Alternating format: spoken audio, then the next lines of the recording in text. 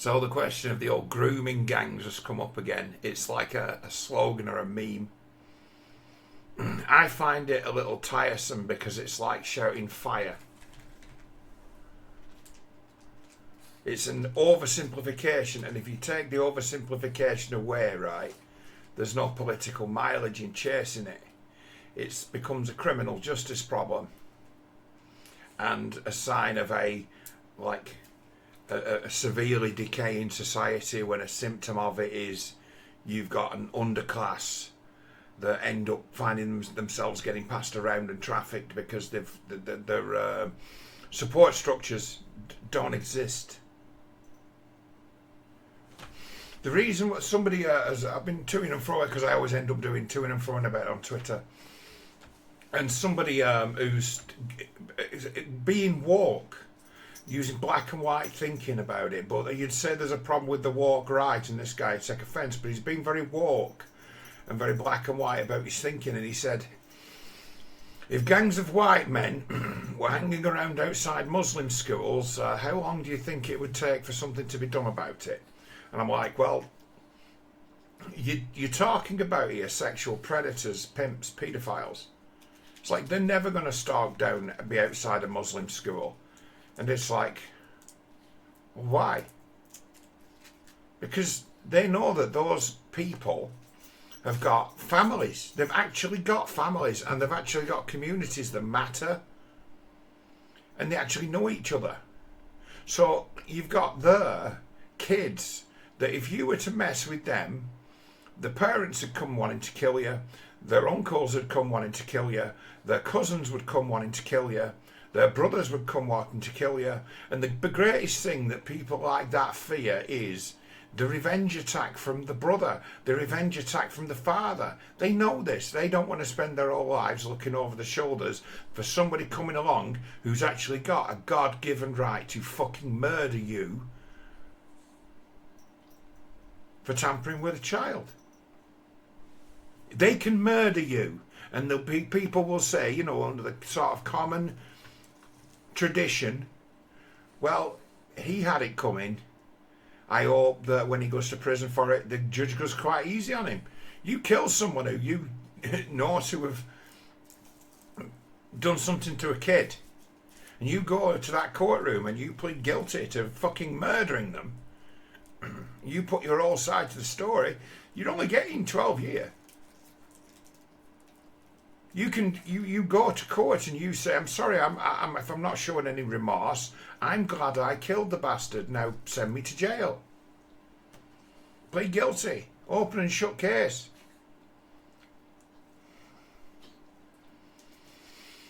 You find that out in the world, there'll be a lot of people and would agree with you naturally in their temperament as to say, you know, I'd have probably killed the bastard too, it's worth doing the time.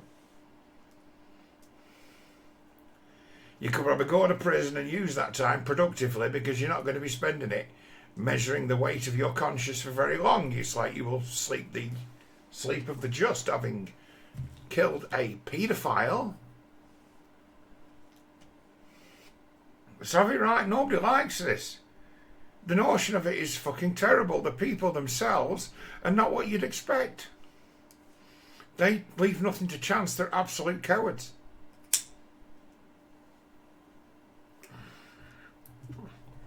You see, this Oldham case, right, that's been mentioned, been brought to the front again. It's all an orchestrated trap set up by a chap who I know a little bit. I've got his number in my phone. He's a good guy. I like him. Raja.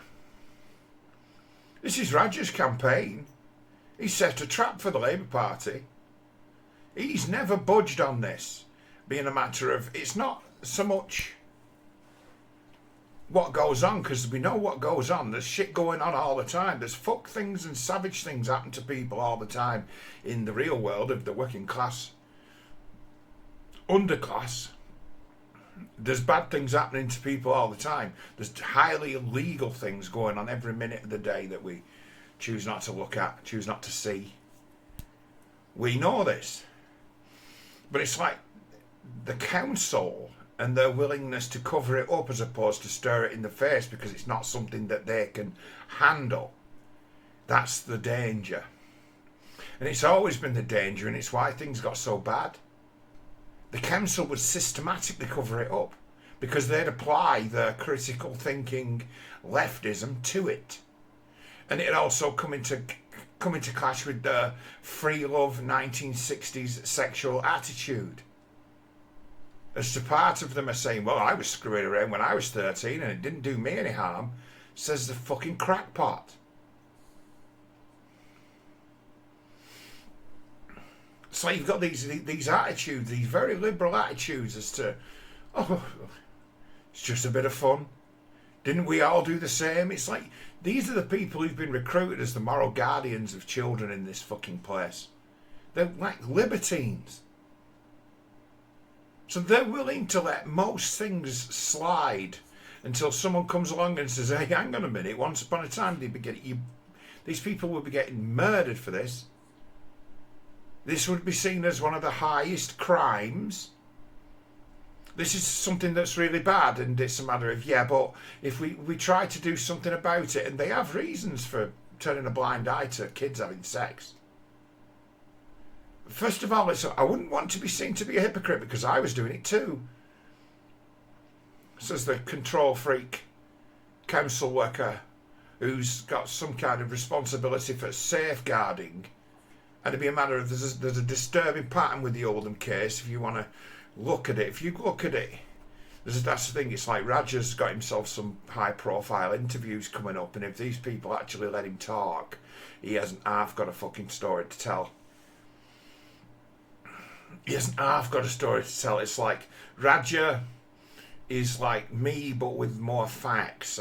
He's the one who'll be sat there with all his evidence stacked up, and I can't be bothered doing that.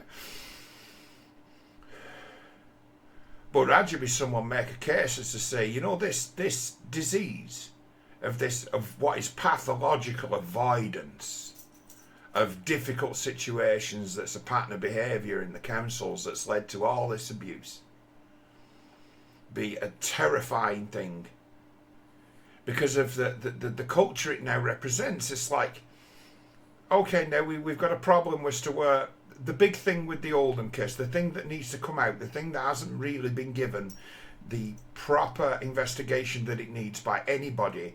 And it's good that someone like Roger Mia is going to get some attention. He's going on with the Andrew Gold, that heretics, he's having him on, so he'll get like a 2-hour interview with him.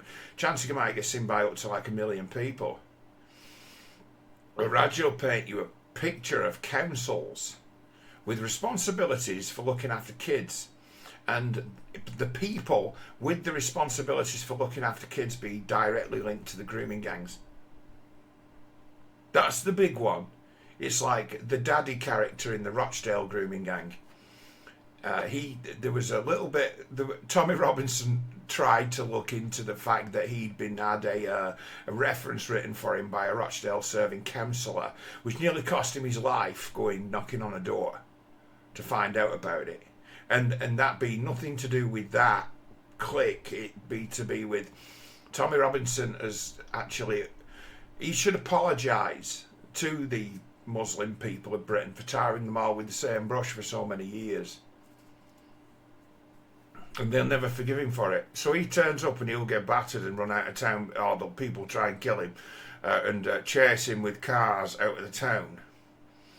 They'll do that because of what he said about Islam, not to protect the local corrupt councillor. They won't know about the local corrupt councillor. Or they might have an idea already. They might know more than Tommy knows. The people who Tommy needs to talk to about what's gone on in Rochdale be those Pakistani kids who chased him out of town, but he's alienated them all.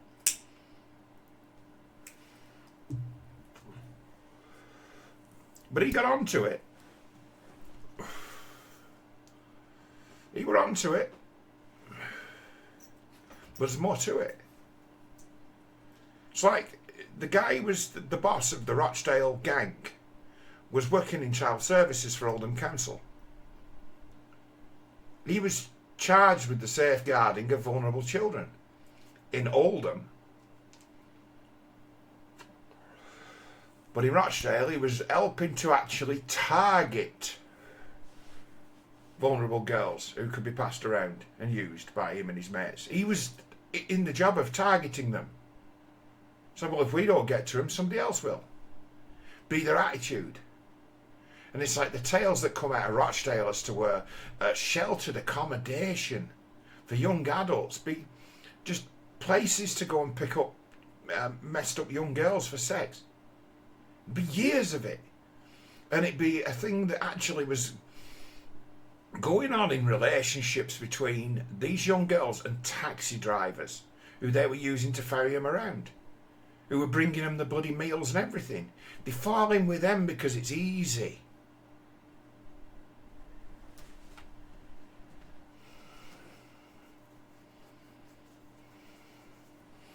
And they'd be like, in their own way, a little bit casual about it, but then you throw in this guy who knows about vulnerable girls and has got all the intelligence, or who can find out that these people haven't got anybody who are going to come along and beat them to fucking death if people find out that they've messed with them and abused them. They know they haven't got any, so it's like, oh, green light. It's weird how the ones that get used the worst, the ones that get treated the worst, the ones that get the worst things happen to them, one way or another have all been on the radar of the local authority, and the local pimp gang have got an insider working for the council who's able to pull the files on these girls and say, they ain't got nobody. And it's not that difficult for that to happen. You get it where this is the modern world. Some woman moved to Rochdale, be it an immigrant from either another country or else another town. A family live in London, she comes to live in Rochdale, comes chasing some blokes, has a couple of kids, ends up council housed and part-time wreck, raising a couple of kids. And it's like, oh, your kin is all in the south of England, your kin is all in Scotland, your kin is all in Ireland, your kin is all in Merseyside. There's no one here to protect you. And that'd be the kind of information that the guys who target kids, that'd be the kind of information that's gold to them, to know that there's no one going to come to get them and they can do whatever they want. And if mother's a crackpot too, all the better, because no one's going to believe her fucking bullshit. They leave nothing to chance with who they target. That's why I say that you don't either have pervy gangs of pimps hanging out outside Muslim schools, because they don't want to be beaten to death by their uncles and brothers and neighbours and cousins. But there are some people out there who don't have that. And they're the ones who end up getting abused. They're the ones who end up getting targeted. It's like, put two and two together as to there's a supply and demand situation here, people.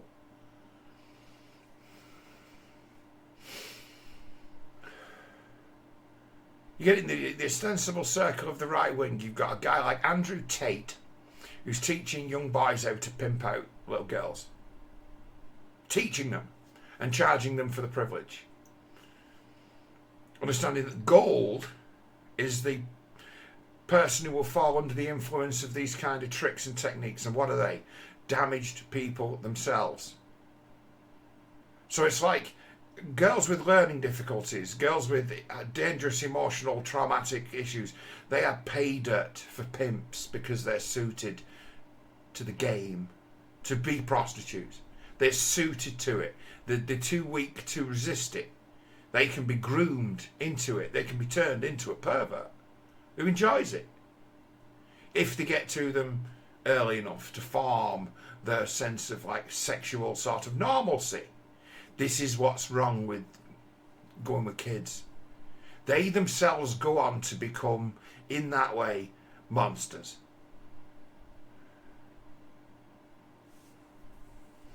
And then they go on and have kids themselves. They go on then and live on, and they have bad relationships, destroy people's lives, leave kids to fend for themselves, and then them kids become the next generation of fucking waifs and strays who get passed around. And this be that there's an underclass, and this underclass, they never come to the fore because they think they're brilliant generally. And only many years later will say, you know what, I think I was actually groomed into a life of promiscuity. And only really come to realise that's what it was later, when they finally understand that they haven't actually got any power. When the powers have waned, then they fucking realised what was going on. That they were worth something when they thought they weren't.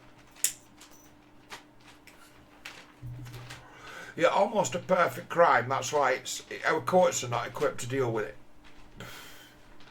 They're not. We haven't got laws to deal with it, and there's so much of it as to where does it stop and where does it start as to what is psychological manipulation, coercion. Where does it stop and start? It's a very, very difficult thing to prove. So it's almost a crime that, because the victims of it are all generally not the brightest, gullible kids, or else kids who are nasty and already sort of, and also in their own way complicit, would out of ignorance go along willingly. Because that's the ideal situation, isn't it, for the groomer, for the kids to come on willingly eventually.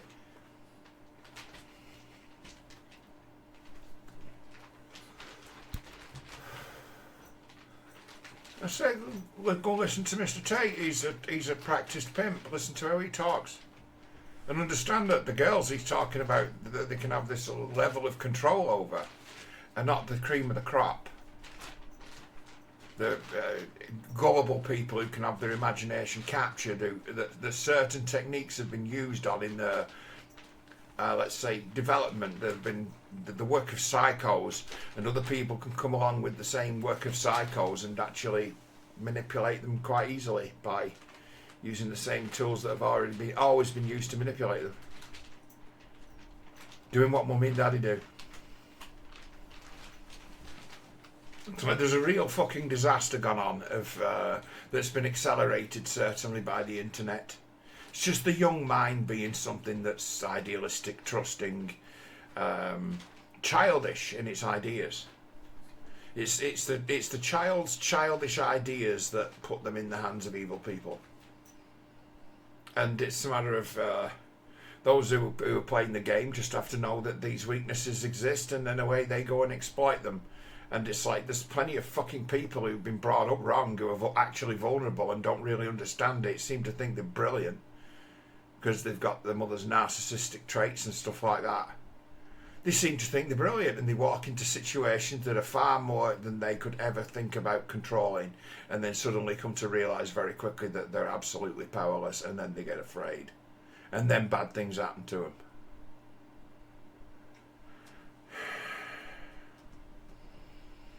It's like 4 years we created a culture that normalised just casual sex. Normalised it. And then that, in some ways, become the standard fucking norm practice. And the world become, in the lower levels, the lower rungs of society, very shallow, very glib. And in essence, the whole world be that game of getting that attention. So you get it where a lot of these young girls who've ended up groomed and passed around, all that ever happened to have to happen was for someone who had more than them to come along and show them some attention that they'd always wanted, they'd always craved, that they'd always gone out looking for. The male gaze, they wanted it, so they give it to them.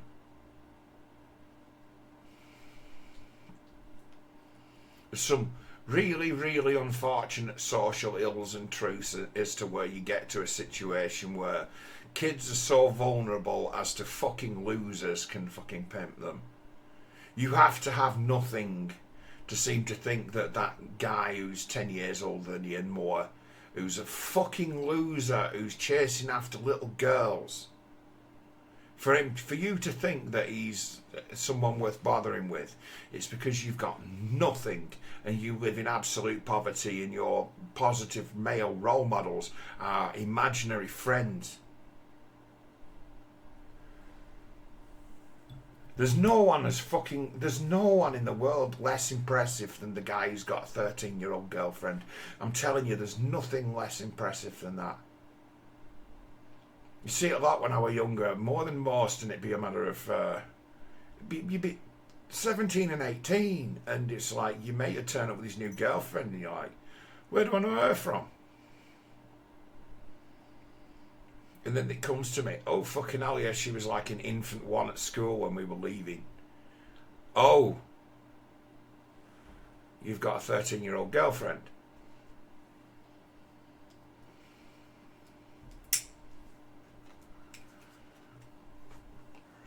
And you know, things don't, it's a weird one where things don't generally go too great. It's a real mixed bag as how people get on when they end up getting married to their 13-year-old girlfriend when she turns 16 or 17. That don't work out so great either.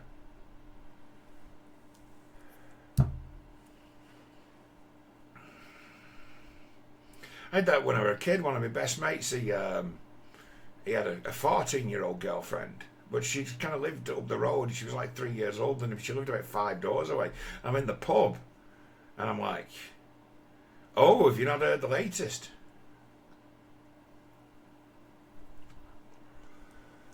Oh, well, he's knocked her up, hasn't he, when she's like 14?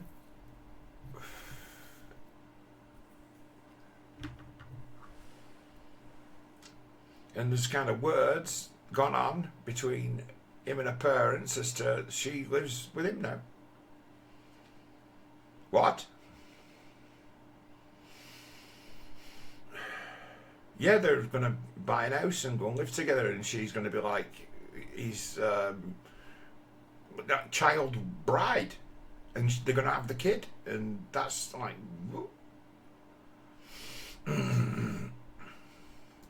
Kid now be like almost 40-year-old. I've had it where a friend of mine once who used to give us a lift to United the odd time, who was a wreck, who was being used. He had a 3-bedroom house that was decent, and he worked, and he had a couple of like prostitutes living in the house with him, and he thought it was fun. He thought it was hilarious. It's like, you've been taken for a ride. These are like fucking LSD fucking ridden party sort of hags who were working their way through the whole fucking town. I've had him. And he was just having his life torn apart by letting these like slags be his lodgers, and it's like, oh God, his house were a mess. Everything was a mess, and if he ever said anything about it, bad things happened. As to where they like one of them let the fucking handbrake off on his car and just let it like roll down the hill and fucking smashing them. Fucking Alan. And we were driving to United one day with Alan, and it's like he's fucking stressed out. But it's funny because we're laughing at his stories about how bad things are for him. And one of the lads who's in back at car, he's currently having sex with one of the girls who's she's taken a bit of a liking to him. But night before I had sex with her, he says, but I don't know if she's into me because she'd had like... She said she'd had like 4 acid. You're like, what? Yeah, she'd had 4 acid, she reckons, when I was shagging her. And it's like, how old is this woman? 19 or 20? Taking Alan for a ride and fucking messing with my mate's head as to I don't know if she's my girlfriend, you know. I don't know whether I'm going around seeing her tonight. It's like, because I don't even know if she could even play the game of I don't remember you. I'm like, oh, this seems normal. And we're driving past the Portland Hotel, and Alan says, oh, Portland, it's like a big fight I had there once broke out. It's like it was fucking terrible. It's like my dad's birthday pie. And it's like, we put it together as to the ages, as to his dad's got a lot of money. His father's like he's through family. He's from a very rich family, and we worked out from what he was saying, right, that his dad's actually only 13-year-older than him. From what are we doing at the Portland? Oh, it was my dad's 30th. Your dad's 30th, and you're pissed up in a fight. Well, yeah, I was a young lad, but I was drinking at that age. And he'd be, hang on a minute. How old is your dad? And his dad was like literally like 12 and a half when he conceived him. And the woman who'd had the kid, who was his mum, she was like like 10 years older than his dad.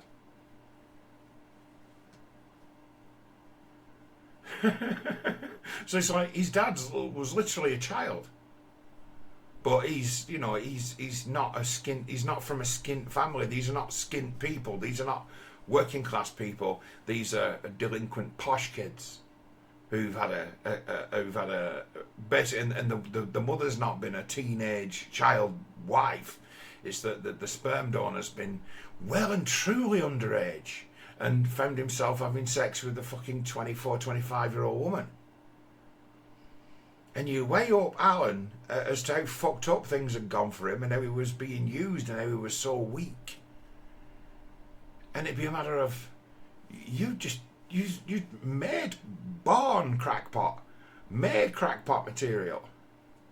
It's like I have no idea I have no idea in my head as to where that guy ended up, but I bet you he's dead.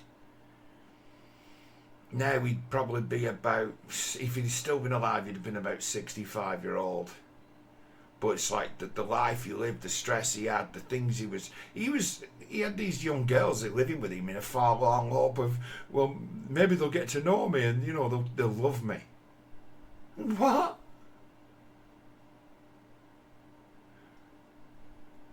Had romantic notions as to where he seemed quite disturbed and jealous that Martin sat in back at car had been shagging the better looking of the two.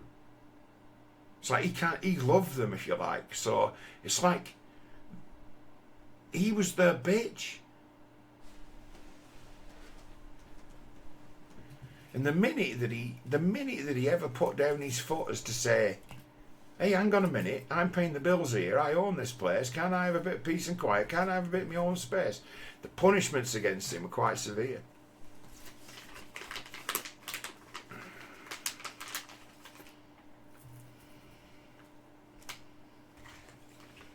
It's like, outside of this part of the world, I think there's a real, maybe it's because people have become so, I don't know, homely and home-based and internet-based, that they no longer remember these extremely predatory, dangerous women that I've always known.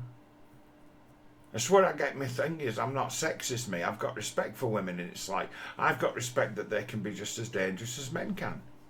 In fact, even more so.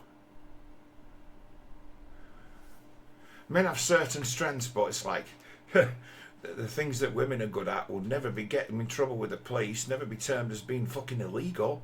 And almost anything that a woman does to a man's very rarely is seen as being like immoral. Well, he must have done something.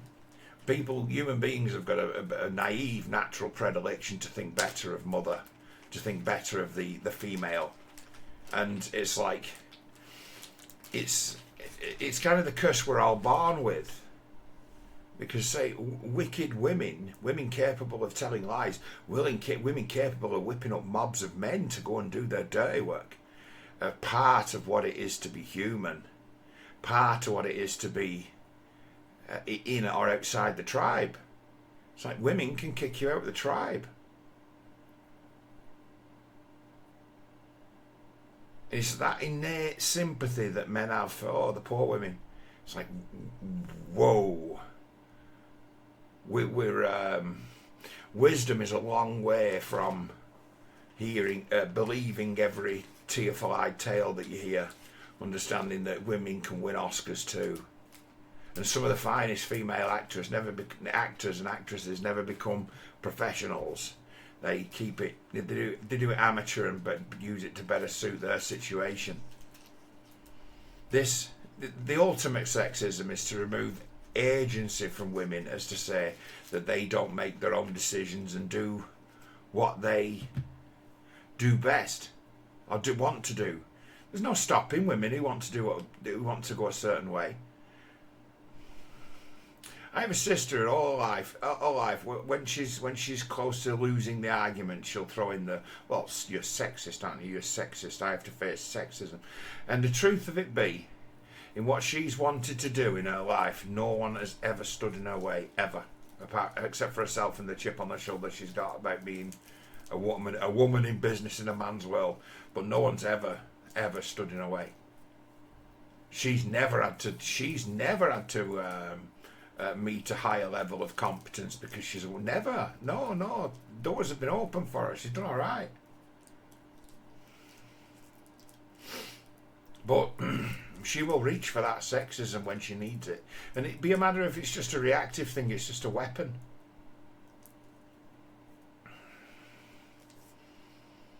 So the language of wokeness, as to put down, check your privilege, is almost like an arsenal of magic words that may or may not work in a thought-stopping capacity.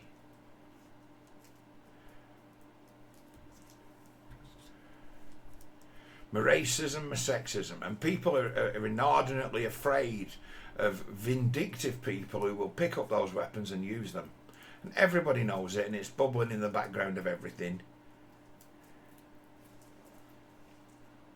The most wicked and dastardly and dirty people in the world will be the first people in the world to pick up the stone of, you're racist, you're sexist, you're Islamophobe, we want you to shut the fuck up, so this is what we're going to call you. The most wicked people in the world who had all the weapons, who saw everything as a weapon or a potential thing to use, they're just going to reach for them because they're there, because they've been written into the law, because they can get you into trouble.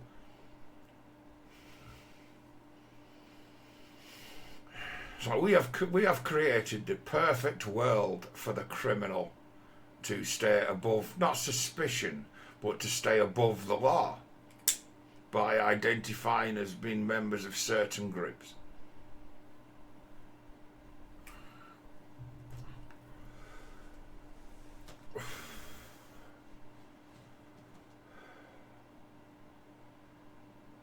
It's like someone have a realistic conversation about the societal mechanics of ending up young girls in the care of the council finding their way into the hands of criminal pimps. And it'd be that they've found an easy way of doing it, and it's a matter of, there's still people out there doing it the hard way who are breaking whores by getting them addicted to heroin. But we're not hearing so much about those guys, are we?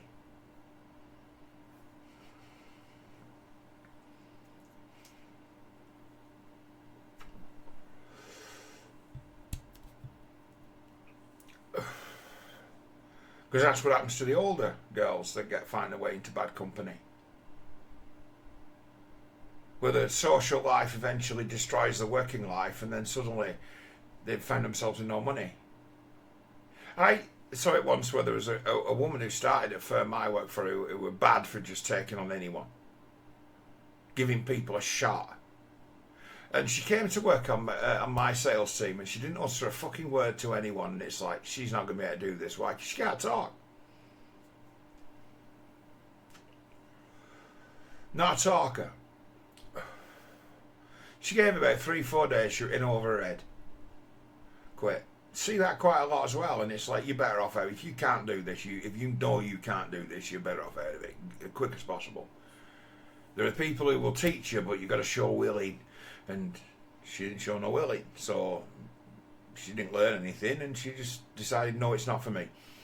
Fucking idiot I used to work with had words with me saying, John, it's like, it's something you've not noticed about Rochdale. You're very naive about certain things. It's like the place is actually crawling with fucking prostitutes. Like, what? So yeah, like about 8 o'clock at night onwards, it's like, that's what the town's crawling with. And I'm like, are you for real? And he's like, I'll show you. So he goes driving round district near the train station in Rochdale, and he stops and pulls up next to this woman on the side of the street and says, are you doing business, love? And she turned round, and it were her who was working on my sales team not 2 weeks before. And now she was doing sex and a blowjob for 25 quid.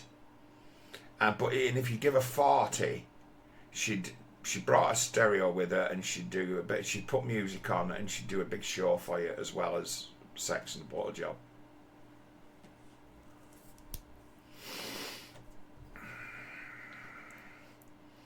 And that bit, I was sat opposite her for about a few days at work, and if she recognised me, she didn't let on, because she'd be better off not doing, wouldn't she?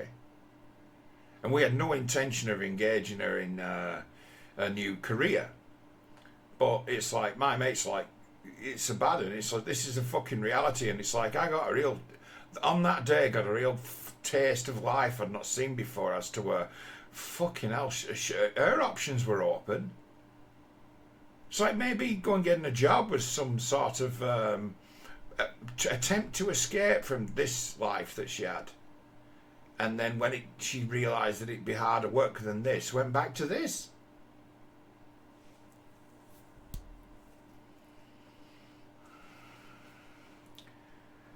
See, for years I used to do counselling. Don't do it anymore on account of my sickness because it can get a bit heavy for me, you know what I mean? But I've had it whereas spoke once to a woman who booked to speak to me. You have some tremendous conversations as to where people get the gist as, oh, Johnny knows what he's on about. He might be able to help me if I explain something. He give me some feedback. So I spoke to this woman once who'd, in essence, been led astray in what her aspirations of what it was to be with another person.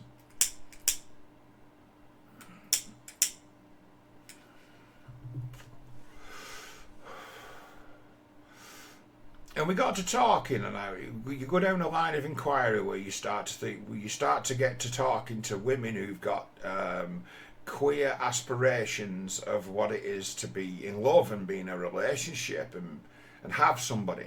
They don't understand it. There could be women with kids who are insecure as to I'm thinking of getting rid of my husband. Why? Because I don't love him. And I'm like, what do you think that means? Tell me something.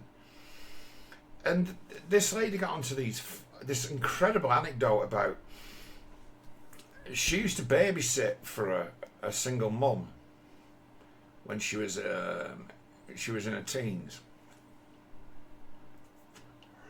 and she used to get booked to babysit from like 8 o'clock at night till like midnight, but sometimes she didn't come home, so she'd end up till 4 o'clock in the morning. And it's like in the house, by way of things to do, there was just the telly and a video recorder. And the only video that she had was Pretty Woman. Other than things that had been taped off the television. She had a house full of that. But the only video in a box to watch in this woman's house was Pretty Woman. And this impressionable young lady was actually, she put it together later in life as to what this game was. And it's like, yeah, she was a prostitute. She used to bring fellas back and it'd be different and it'd be a matter of, yeah, she says I was unbeknown to me, but it's like end at night she'd come home and it'd be a matter of, she'd like share a bottle of cider with me, and she'd be 13, this girl, and we'd watch Pretty Woman. And what's Pretty Woman about? It's almost a fairy tale for prostitutes.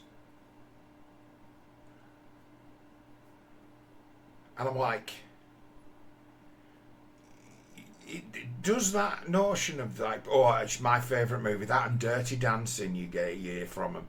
And it's like, those are terribly dysfunctional films to watch by way of what it is to, meet someone and it be love and it be perfect and it's like Pretty Woman and Dirty Dancing. And it seems that she actually she couldn't put together as to where she'd had relationships that broke down that really hurt her, that she thought ought not to.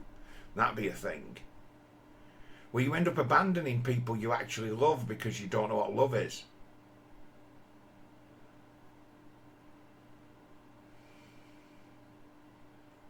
Like, you will hear it. It's her thoughts is, I'll one day be snatched off my feet. I can be this sort of guilty whore who doesn't feel like they love the people around them. And, waiting in the distance is Richard Gere, who's just going to turn up all perfect and it's just like, oh, Jesus wept.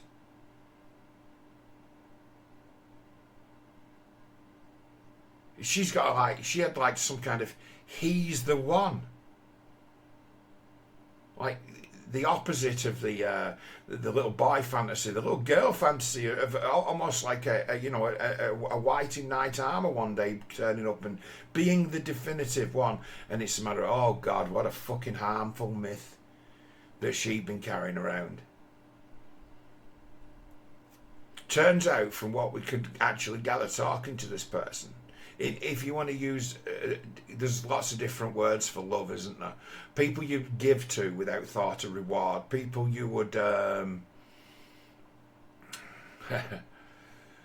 think better of and hope to see them do well, and look out for news of them being sort of successful, to root for them, as well as it not cost anything to give them your time and energy because they enthuse you. That's love. That's something you can measure. So do you hope that bastard burns in hell, or would you like to see him do well? And this lady had no ill in her sort of heart, had no ill will towards. She had no ill will at all towards the man she was about to abandon and get rid of. None. She had absolutely no ambiguity or bad will towards him. But I feel guilty because I'm going to hurt him by getting rid of him. Why? Because I can do better. Can you?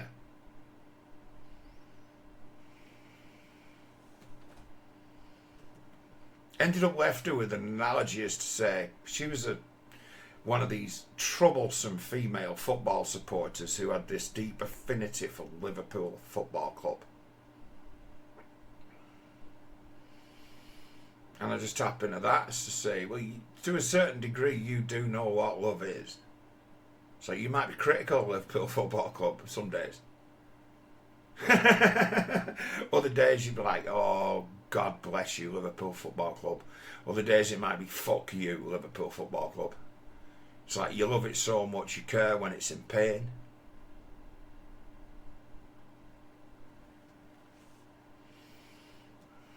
Yes, sent her packing with an understanding as to, no, what you've got's quite good. What you've got's more than most people ever get. But you're stuck in this fantasy as to where, no, someone great will come along, someone better will come along. And it'd be boredom.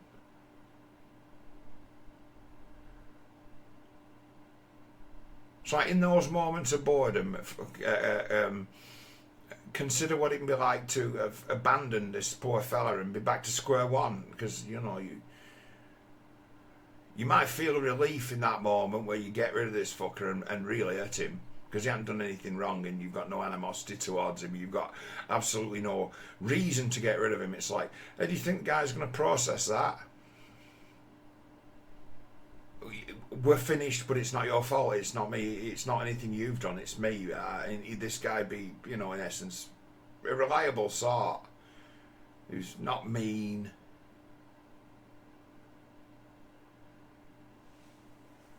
Of course, he's going to take it upon himself that he's failed. It's like he can't not have failed. You'll fucking ruin the guy. It's like, paid me 100 and something quid and I saved her marriage.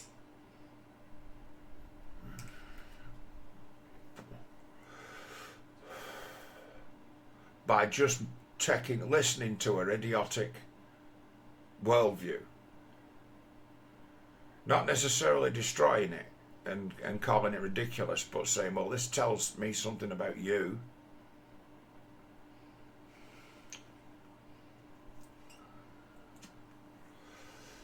And you'll find good people, right? People who are actually good on the right side, right? Have been taught a perverse set of rules and they'll be playing the game of life by a perverse set of rules and wondering why things are not going well for them. Wondering why they feel so bad about things they've done and things they're involved in and things that have gone and mistakes they've made. Feel really bad about it. But they'll be operating with a perverse set of rules. So who taught you that trick? Where did you learn that ideal? This concept has actually been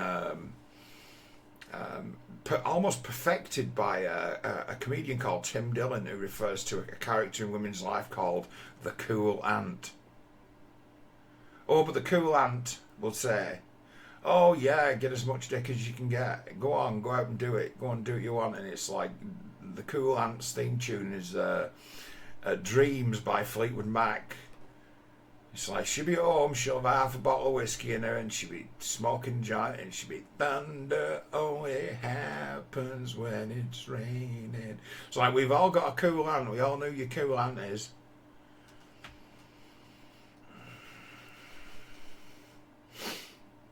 And it's like women who prove to be a poor example to little girls. Doesn't have to be the mother, but it can be somebody.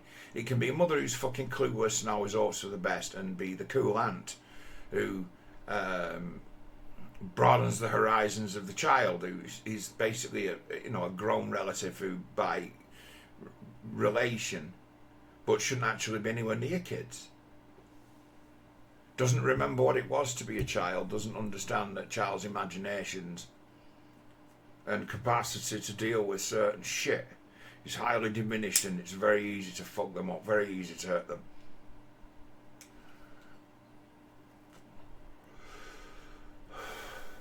Everything's a game to kids. If you want to introduce like some fucked up toys early on, they'll embrace some fucked up toys early on.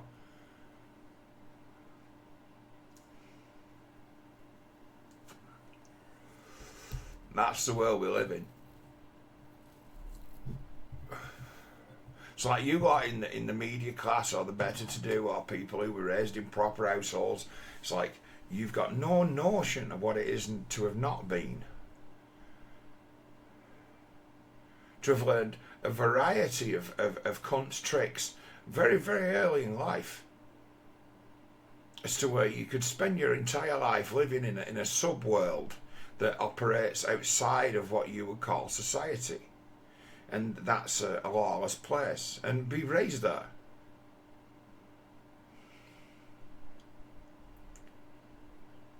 It's like there are those out there who would say that no, John, no such place exists of such fucking abject misery and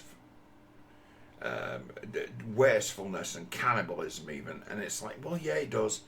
If you want to go and see it, there's a thing that I like on the internet that people are doing, who are trying to point to this, and they haven't got the words to say it, and I've been saying it for years about what's really going on, right? I do remember back in the day when Charlie Veitch was Charlie Veitch of the Love Police, being around London doing bits of stunts with cameras with general nice but strange mate he had with him. What were he called? Dan. I remember his name in a minute, but he still roves around on a bike in London with a webcam. But he's one of them anti-humanists kind of guys now. He found himself a nice guy to talk to, but he gave me a flyer that he was handing around, and it was like anti-natalist. I'm like, oh God, you've got no sense of humour at all. That'd be Danny Shine, yeah. Danny Shine, in his way, I bet you if we were to go and look for Danny Shine, we'll find him active broadcasting girls putting videos out on the internet about anti-natalists, being like he's like the ultimate black pill guy, as to where he, in his own way, he's found some freedom in having just completely fucking almost given up on humanity, Danny. It's like there's some clarity in that kind of nihilism, but there's no incentives. So it's lazy. It's like, here's a black pill, it's to switch someone off completely. But Charlie Veitch used to do this stuff around London. I used to be in his comment saying, mate, you'll not learn a fucking thing until you've been to Manchester. Mate, you need to go to Manchester. I'm like on at him saying, mate, you're looking at London and you're seeing one thing. It's like, you've got to come and fucking have a look at Manchester. You've got to see what I see every day when I'm out and about. You have to come and you have to look at Manchester, and you have to go to Piccadilly Gardens, and you have to tell me what that is. Right? Charlie Veitch goes out these days and he finds himself almost in the middle of fucking psychodramas galore at Piccadilly Gardens, where all the crackheads all congregate, and he doesn't even go to the bad parts. He doesn't go with that camera anywhere near the worst of where the crackheads are, which is just a little bit further along the back road and over towards Piccadilly Station. It's like you see people in the fucking street, like, can't get up, like in heaps around there. It's like they have just people who it's like you get off a train, you if you imagine Manchester and you're coming up from the south, and it's your first time in Manchester, and you go and get to Piccadilly Station, you're like, oh, this is a lick of paint, this is alright, and then you walk out and you turn right, heading towards, then you see the replica of the UN building, Piccadilly Plaza, a direct replica of the UN building, you're like, isn't that a strange sight in the middle of Manchester? And then somebody comes up to you and says, I've got a quid. And you turn and you look at them and they're like, whoa! Just far out, just down and out. And it's like, I'm glad fucking Charlie and others, right? Because lots of people do it. They'll go out on the walkabout of the webcams around the towns of the country and say, look what this place is during the day. The day, not at night when the monsters are out. This is what it's like during the day. It's like these are day walking vampires. They're probably avoiding the night because the night vampires have got the fucking eye on them to kick their asses for never paying back the money they fucking borrowed. And it does appear that there is a certain group of people in society, right, whose only concern is getting that load on for drugs every day, and everything else is second place to it.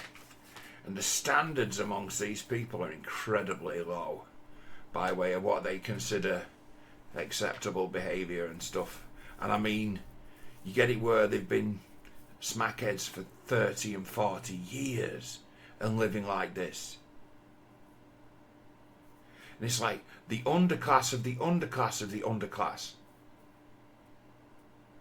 And then it's a matter of you just get talking to them and they'll fucking, because they want, sometimes they'll tell you a story for, a few quid. You get hearing their tales and you'll be talking to some woman in her 30s who looks like she's in her 50s, who's fucking toothless. And she'll be fucked out of her head in the street in Manchester, and she'll be talking about how the council have taken her kids away.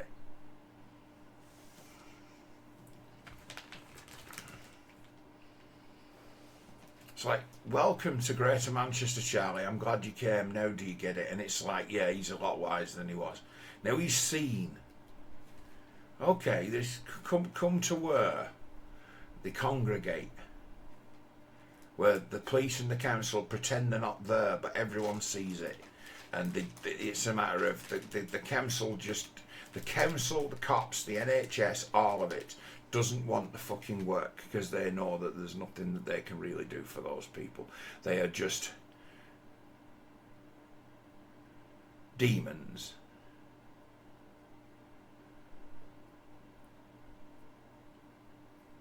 They're just unsolvable puzzles that the sort of professional state system hasn't got the time or inclination to fucking get anywhere near, because as soon as they start running their mouths, they will tell you horror stories the likes of which you would not fucking believe, of things that they've been through and things that have happened to them, and there's no proof for any of it.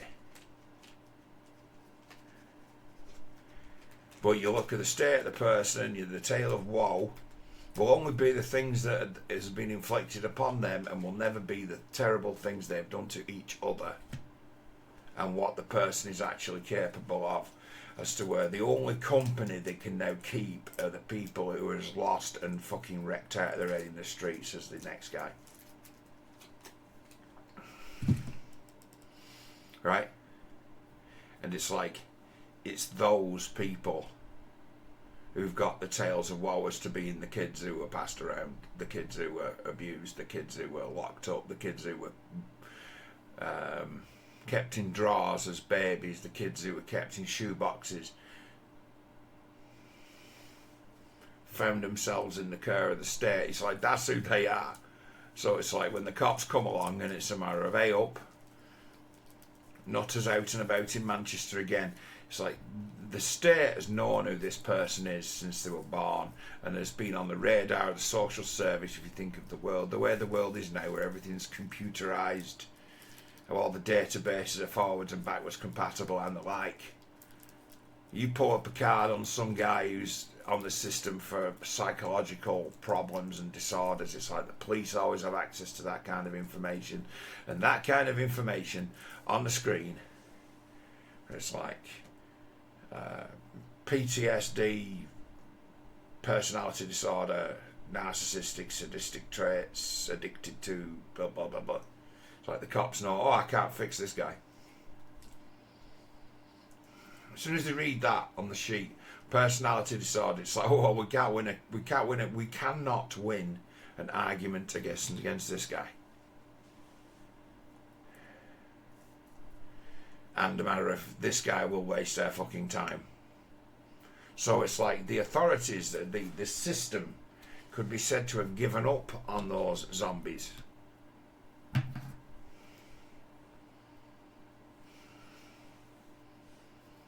And it's like their kids are the ones who end up abused when they're in care.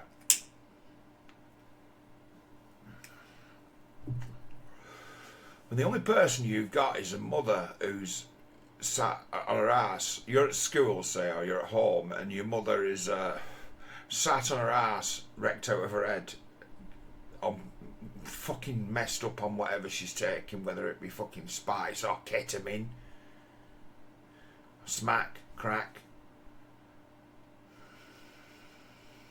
It's like, she ain't gonna go up against some fucking guys who've got their eye on you, is she? She'll be a fucking liability. Kid might be better off in the short term in the hands of the pimps as their own kid. So that does exist, where the, mother is just a complete wreck, and kids try and live in spite of. And it's like, no one asks to be born to a mother who's an idiot, and it's not always the end of the story. So we do believe in giving people a chance at life, right? But it's just not happening for some. They're doomed to it. They're doomed to the underbelly of society. They're doomed to it. There's no way out for them. It's like you can be fucking born to, in essence, hippies. I see that quite a bit in people around here. The parents are unparents. They're just hippies who had kids. They've utterly failed. But they were just hippies who had kids, and they had no boundaries, and they've raised the kids. It's better for the kids to be exposed to all these kinds of things when they're young, so they understand. It's like, no, you've just broadened the horizons. You've just fucked them up. You've actually just made them vulnerable to forces that if they were ignorant of, they wouldn't be vulnerable to. You've broadened the horizons too early. In being liberal and educating your kids that way, you've made it so that they've started to, because of certain things in our genetics, they've started to go and chase dick and the like.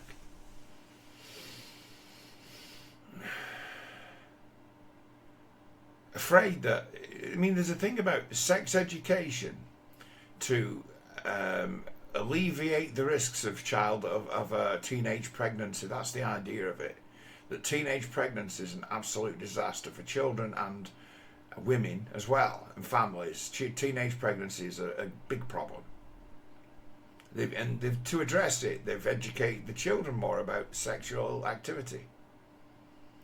Well, if you're going to do it safely.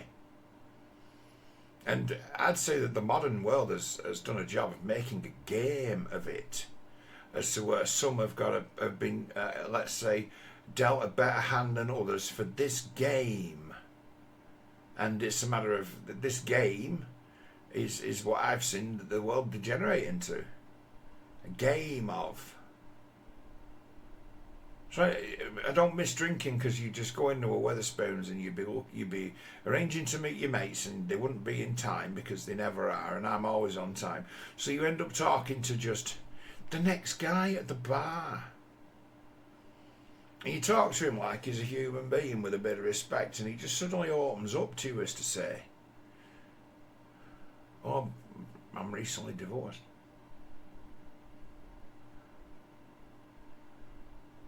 The number of guys I've spoke to in my time who've been of that time, I'll say like 2015 to 2020, were just the wife from nowhere. Suddenly the way that they've always behaved become intolerable. Because they can make a case to say that it's a repetition of abusive behaviour by any terms that they require, and just use the way that the man lived his life that was perfectly acceptable for many years, as to say this is now, by this new set of rules that I want to impose, become intolerable behaviour. I'm not getting what I want. Big divorce.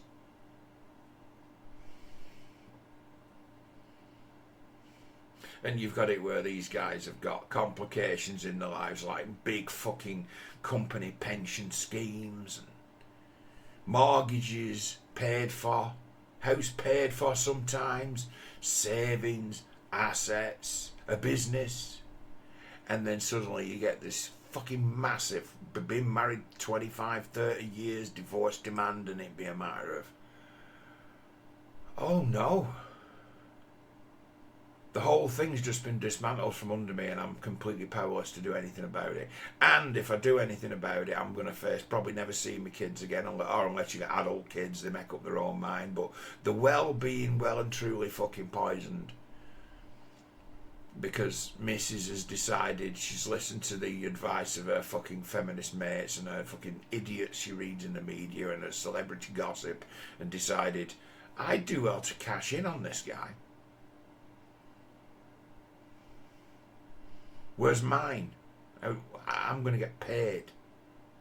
It's like, that's just, it's such a fucking familiar tale to me. You know, I see guys around this neighbourhood where I've just moved in, and I don't get to walk about so much, so it's something you see driving by and you see them, and I see guys same age as me, and it's like, you're living there now? So living in a flat just like mine, just a little place like that, you're living there now? And it's like, last you heard of them, they're married. And but, oh, so you've joined the club of guys whose wives have divorced them. She's living in your old house and you're now living in a council flat. You lost the house and now you're in a council flat. And I always put that with, when people talk about how high house prices, I say, juxtapose the number of households that become two households due to divorce. Factor that into the equation of who might need like a single person dwelling like this. Young people and very old people, usually. Now it's people who are 40, 50, 60. So this is actually, in some regards, a starter home for an 18 or a 19-year-old, but I live here.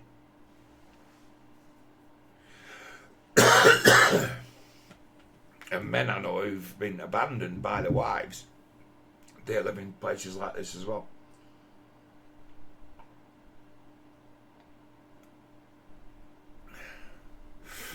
Now, if you count,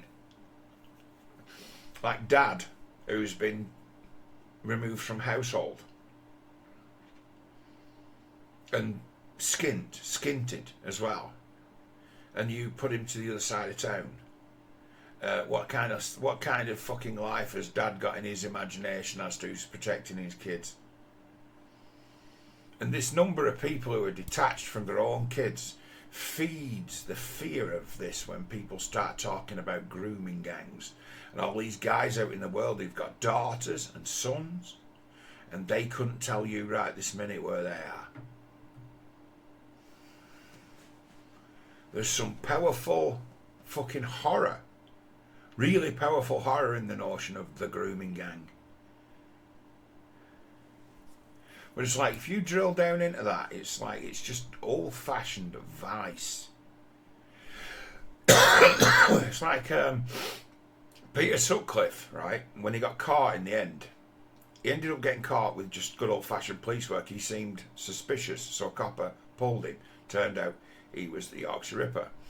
And when he was, because he confessed, he was allowed to lay on a tale as to where he was actually, had been sent by God on a mission to kill all the whores, to get rid of the whores, to cleanse the world. Right? truth was something more like he was a proper up his own arse psycho, right? And he'd got a real liking for driving around in his truck with radio on, listening to stories about things he'd done. And he used to think it was brilliant.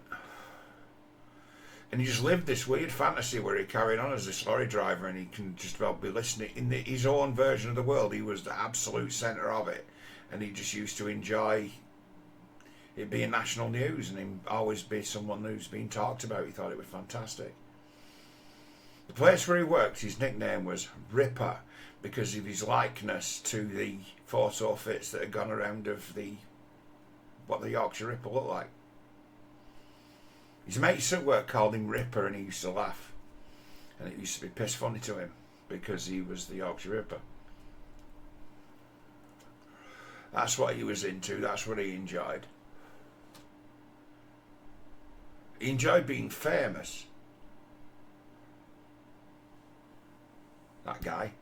But when he was allowed to spill the beans and get his side of the story across, what does he do? He reaches for religion to justify his actions, and even call it the will of the divine. And in the minds and imaginations of some, that'd be a fair rationalisation. Seriously, amongst people who are in the way radical, they might actually say, well, this is an example of a dangerous, out of control Christian ideologue.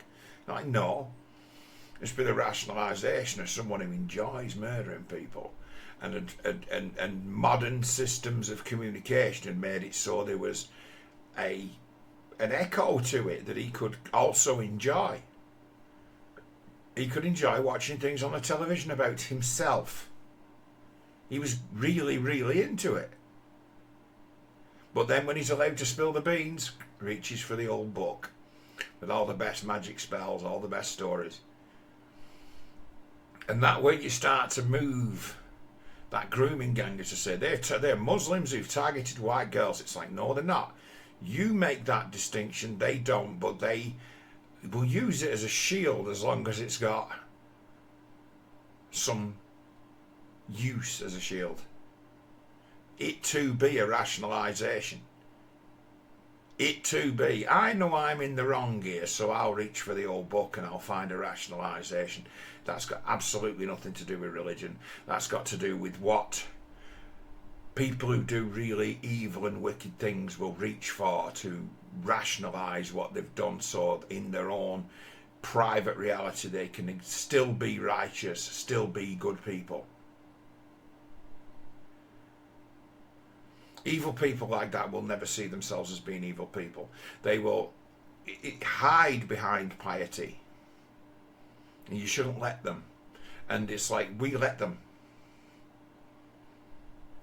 It's like, no, you are not religious fanatics who undertake in some kind of religious statement or some kind of weapon of rape or something. No, you're not that. You just will talk like that as a rationalisation. What you are is fucking perverts who know you're in the wrong, who do this because you enjoy it, and you're sadistic. You like to see, you're not here for sex, you're here for sex and violence. You're here to degrade. You're not here for sex, you're here to degrade someone. You're a sadist, right? That's what we've got a problem with. Sadism. It goes over and above the notion of the fanatic. It goes over and above the notion of the psycho, the sadist. You would seek that kind of activity. It's like, he's a real danger to society, and I tell you what, he'll do whatever he needs to do to survive, and he's far more ruthless than anyone else you might likely come across or come against. That guy's willing to tell any lie. That guy's willing to fucking set anyone on anyone to keep, not to go to prison and then become, food for some other people to pick on. because that's what you got in store if you ever get caught. The worst nightmare for those people is to go to prison. Not to kill them. The worst nightmare is to go to prison where they will no longer be able to take part in their fucking sick sadistic games to get their fix of fucking brain juice. Like your natural adrenochrome.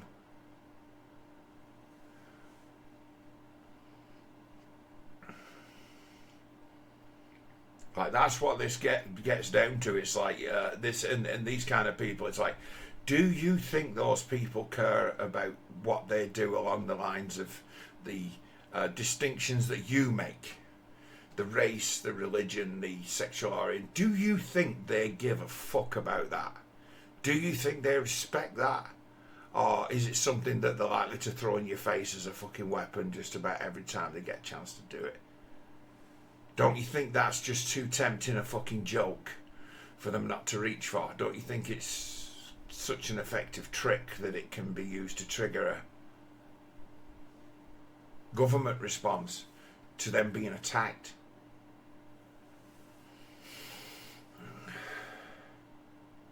So you put together fucking virtue signalling and sadism at the same time, and what a creature you've got. And I'm saying these tactics are available to all, and they've been enabled, and in some regards have allowed certain characters to do whatever they fucking wanted, being able to hide behind it as a sword and shield for years.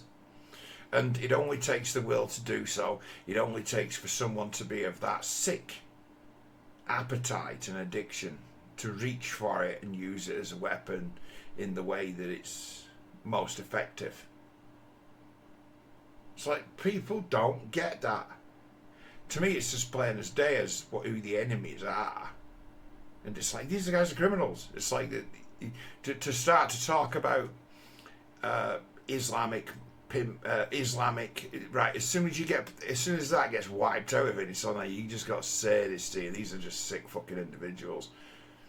And to point towards one set of sick individuals when there's many sick individuals is to say, well, at the moment we're giving the rest of the sick individuals a fucking pass, and we're going to concentrate on these sick individuals and say, hey, look, the ones we've targeted all happen to have certain shared characteristics of skin colour and religion, and it'd be, God, if you think the world can be carved up like that.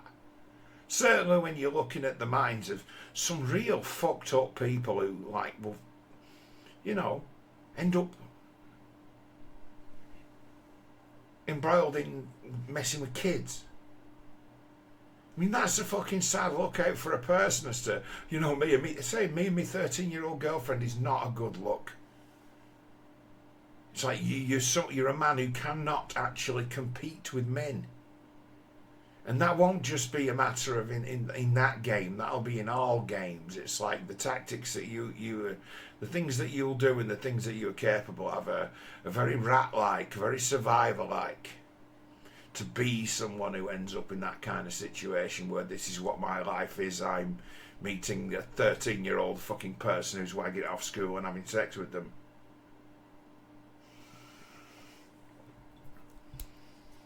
Things have gone fucking wrong at every stage of your life if that's where you've ended up. So then it's a matter of what happened to you, and it's like exactly the same thing that's been there inflicting on somebody else. Exactly the same thing.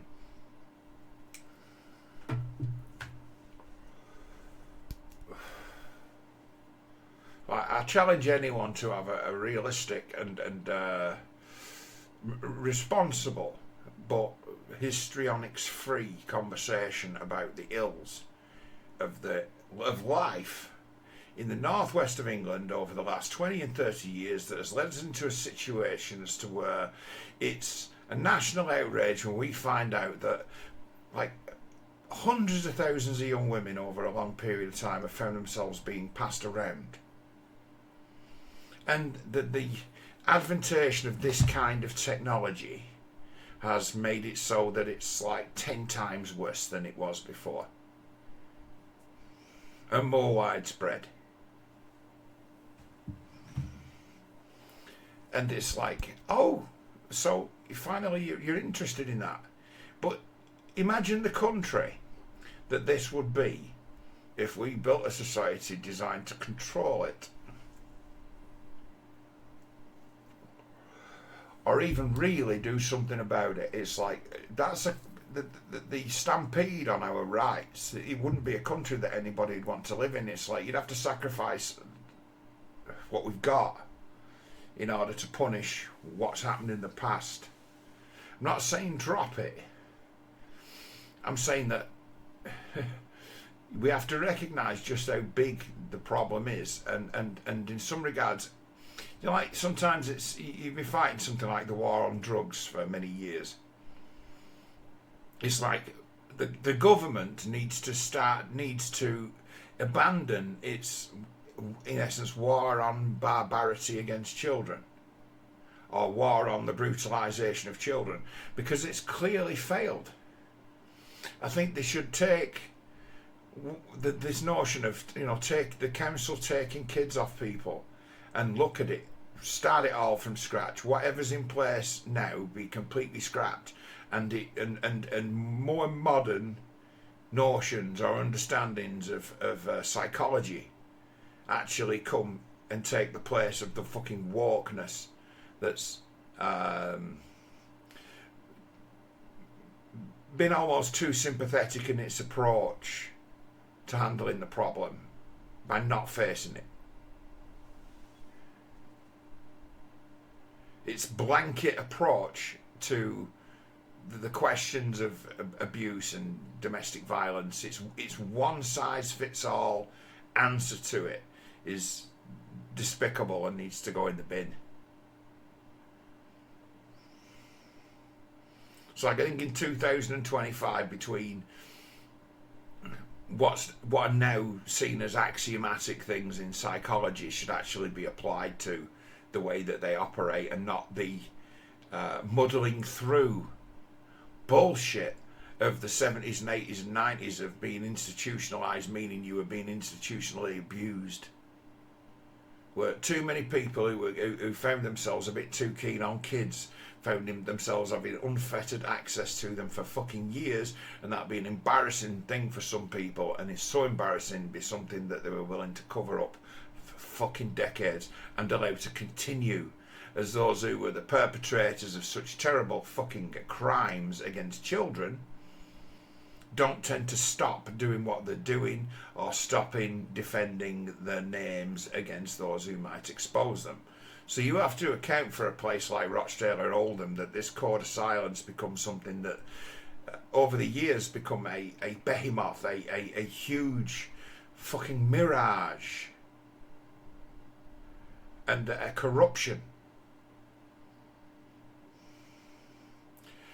People knowing they know something but can't talk about it, and it then be under this umbrella all kinds of other fucking depraved things happen, and people continue to turn a blind eye, understanding that, you know,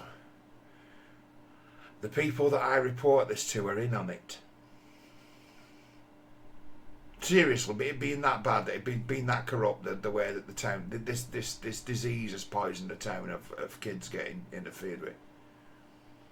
The man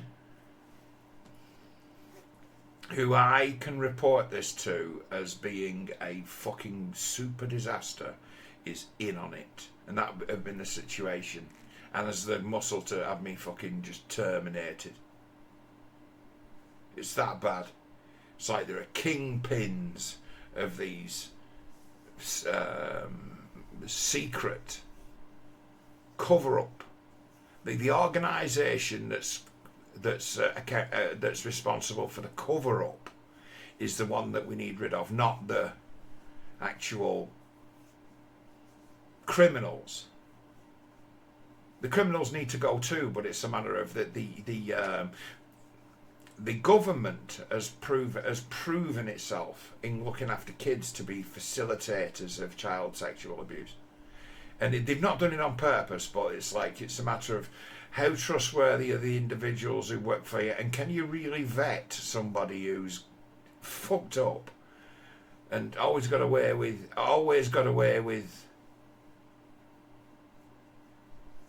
being that way, and then found themselves as to where they've been able to talk themselves into the company of fucking vulnerable kids. It's like the fox guarding the hen house, and they call it safeguarding. It's like, you can't do it. You failed at it. For every good person who does it, if there's one bad one amongst the 100, it can't be done. If you've got insiders who work for the council who are sharing information about girls in care, right? What? That's actually what's gone on. Insiders working for the council sharing information with networks of fucking pedos. Information available to people who work for the council, it becoming available to them so they can easily better target. Oh, who's she? Oh, we've got a file on her. What's her name? What's your name? Oh yeah, she got no one. She's on the radar of the NHS for all kinds of fucking health problems, all kinds of psychological problems. She's been in and out of care. Yeah, there's no one going to protect her. Oh, let's be nice to her. Next thing you know, groomed, passed around. Some regards, in a lot of respects, got addicted to drugs. Got addicted to alcohol.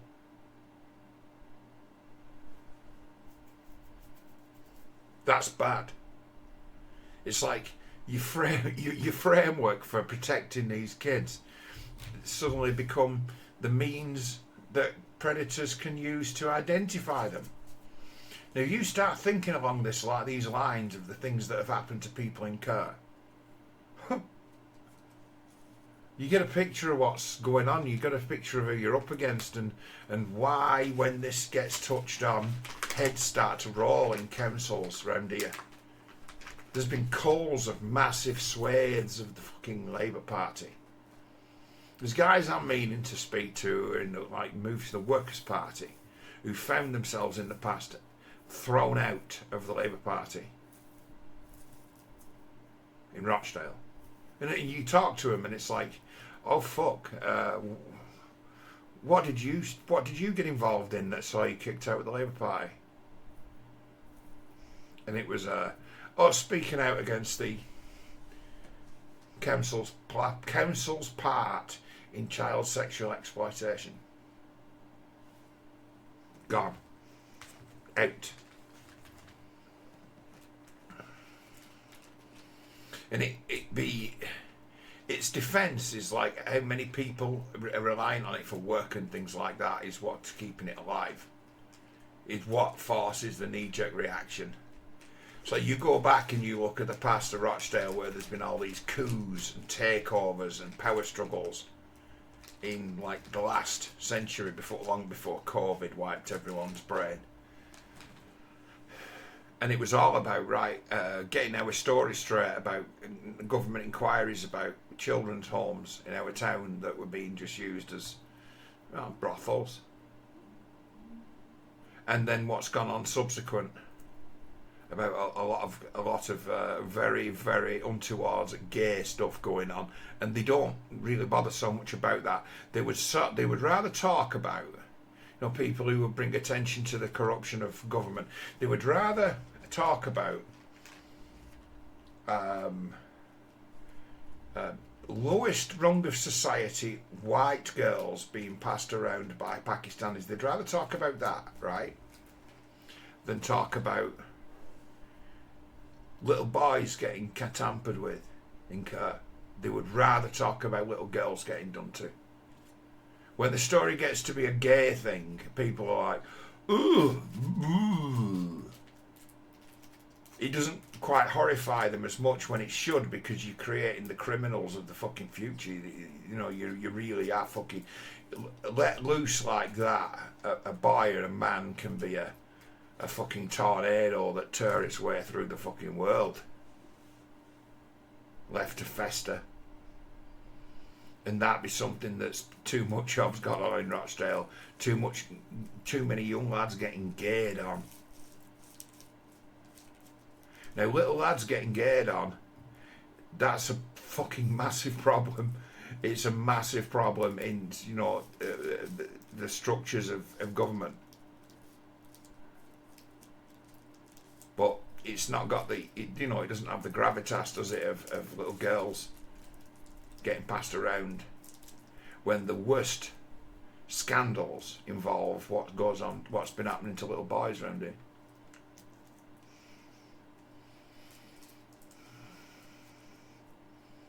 Seriously, it's like the worst of it is how young boys being systematically groomed and passed around.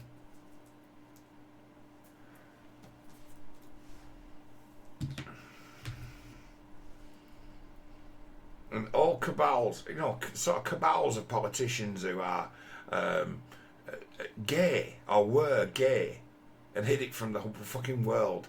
And the only time you'd get to find out that this guy was gay is if you're a kid and he was sticking his fingers in your ass. That's when you found out the guy was gay. We've had a few gay politicians who've had tastes, and then we've had them, well, the next one comes along and he's part of the same clique, but it's a matter of, yeah, but he's clean because he does his gay shit in other countries.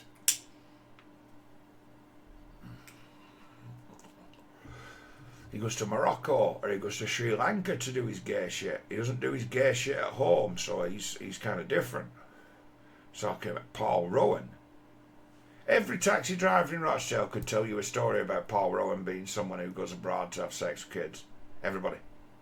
We never talk about him, his name's never mentioned in Rochdale, but that'd be what you'd hear from everybody. See, every time you got in a taxi, any time you got into the business of him around Rochdale, it turned out in the end he was giving his entire communications budget to a local website who were sort of actively the news police in Rochdale, who he was giving his entire funding to. He became their like fucking major partner, so he bought himself a propaganda arm. And they didn't half fight for him. But while they're fighting for him, making him look great, it's like everyone in town's talking about, yeah, well, he's not married, but he's actually gay. And it'd be a matter of the kind of gay he is in this country, get you locked up. But in the same way as you get the kind of the guys who get on a plane and go to Thailand and have sex with kids, it's a thing, isn't it? What happens in Thailand stays in Thailand, and they come back to sunny Rochdale, and they live on, and then 6 months later they're going back to Thailand and having sex with all those kids. Well, that's what he was like. And there are many others who are like that. I've known people who are like that. I think that's the be all and end all. I think that's the greatest thing in the world, like going on a sex holiday, thinking it's great. It's like you are doomed to a fucking life that's screwed, really fucked up, if that's what you find yourself into. I'm just saying from here, it's like some people have chosen that, and it's like, I would never have chosen it. I had the chance of that kind of thing, and like, no, absolutely never, out of the question. Never. Kind of an all or nothing deal, isn't it? You can't unfuck a load of Thai prostitutes.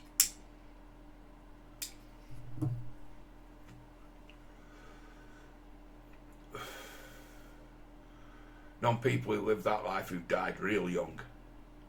Who in my 50 years I've hugely outlived.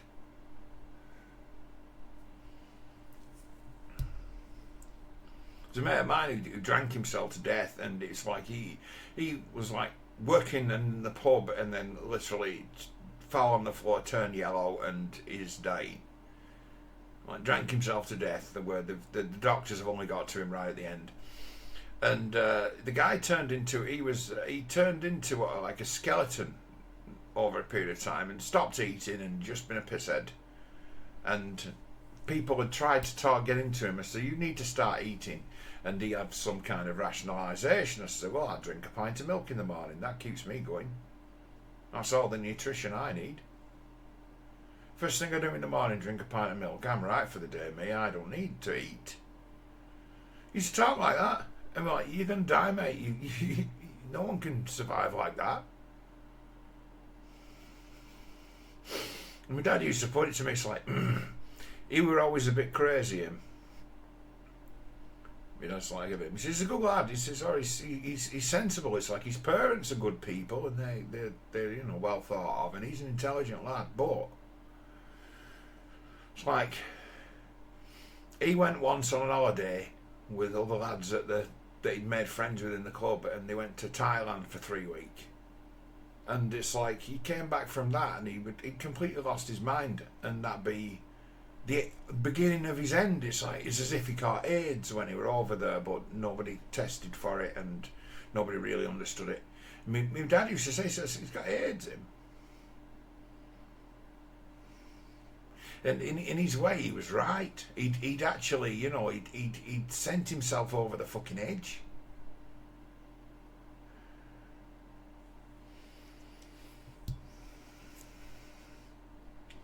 He sent himself over the edge. It's like not 2 years after coming back from I've gone on a shag holiday at the age of about 40 to being dead.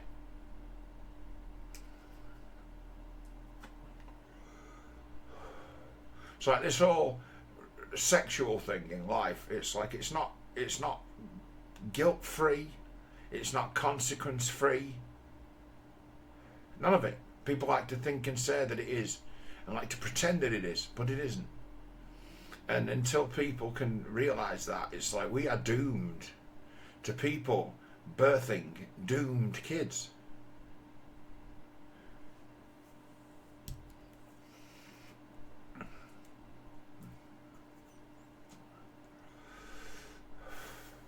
You know, if you want to make a marvellous case for for not having illegal immigration, right? Everybody in this country now, doesn't go back as far as my generation, because my generation, they still wrote things down and they still had fucking people typing letters for a living. They still had filing systems, but, you know, paper eventually, because it gets kind of, things happen to it and it ends up in the fucking bin.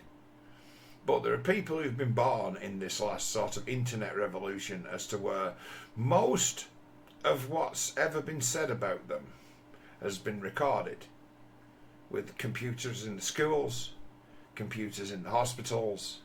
So I think everyone born probably after, let's be cool about the government here, after 1999, let's say, 98, 99, every record by then would be something that was computerised, and everywhere had turned over to it, as to where schools, totally computerised, doctor surgeries, completely computerised, and there'd been databases built on every single last one of us from that time. Me being 74, my school reports are fucking on paper, aren't they? When you get a situation in this country as to where someone goes fucking super loco, right? They usually get discovered going super loco before they do, like the massacre in Southport. Because nowadays we know all about disturbed behaviour from children. They can just get on the old database. That information has been collected by the state. If you're on the books of the mental health professionals, there's a sort of health and safety reasons, they have access to absolutely everything. By the time when you're getting in trouble for something of the police, when they have the right to search you, they'll go through everything, every bit of data that's been collected, every diagnosis, every bad school report, every feedback. They've got the information on you. Just come to realise, we've got some telemetry on this guy. He's had we can see something of his long journey to his sort of criminal situation he's found himself in, or his insane situation he's found himself in.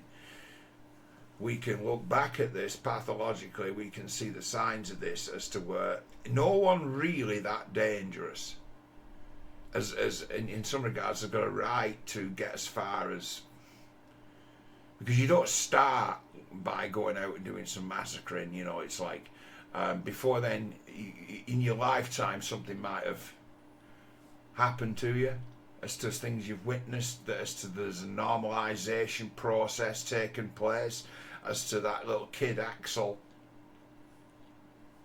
with his parents from fucking Rwanda, who's done that murdering, and as he pleaded not guilty as well, he's playing the entire game. It's like that guy's strategic. It's like he wanted to get, he deliberately got his atrocity associated with Taylor Swift, so the story would go around the world a little bit faster and things like that. So that was a truly calculated. I've thought about what the repercussions of my actions are going to be, meta, symbolic, psychological, like full attack. And the guy who's come up with that is a dangerous fucking maniac, but not a dangerous maniac without wicked intention and some cleverness and slyness. It's like that kid's off our radar. In coming from another country, when you say they say born in Cardiff, it's like, yeah, we don't know who his parents are. We've got absolutely not the first idea. They've made an impression on somebody. We don't know who they are and the place they came from. We don't know what beliefs they hold. We don't know what they've been telling that kid. We don't know what they've been feeding that kid. We don't know who his parents are. We've got absolutely no fucking telemetry.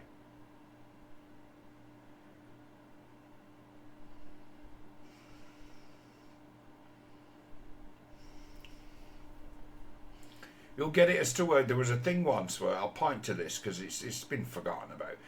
There was speeches made by Tony Blair in like the late 90s where he was talking about antisocial behaviour and how to tackle it. And this state that's been built are all, you know, the Tony Blair's fucking nonsense are the cornerstones of how they run. He's the one who really changed the DNA about the state and the councils and the like, how they all work. And they used to talk about shit about antisocial behaviour. Eventually they had a goal as to where they'd be able to identify antisocial behaviour in the womb. See, Tony Blair talked about like the disease of this antisocial behaviour. And that's antisocial behaviour, that's like a commie word. That's like Chinese commie word. That's Marxist bullshit. It can mean anything you want it to mean. But antisocial, they were talking about Blair, talking about it like scientifically. And it being now in 2025, the government and policy of all IT systems, all shaped up by Mr. Blair, as to where now AI can be used to do the work of I don't know, a fucking 1 million man hours in psychologically profiling people based on the information that the government holds.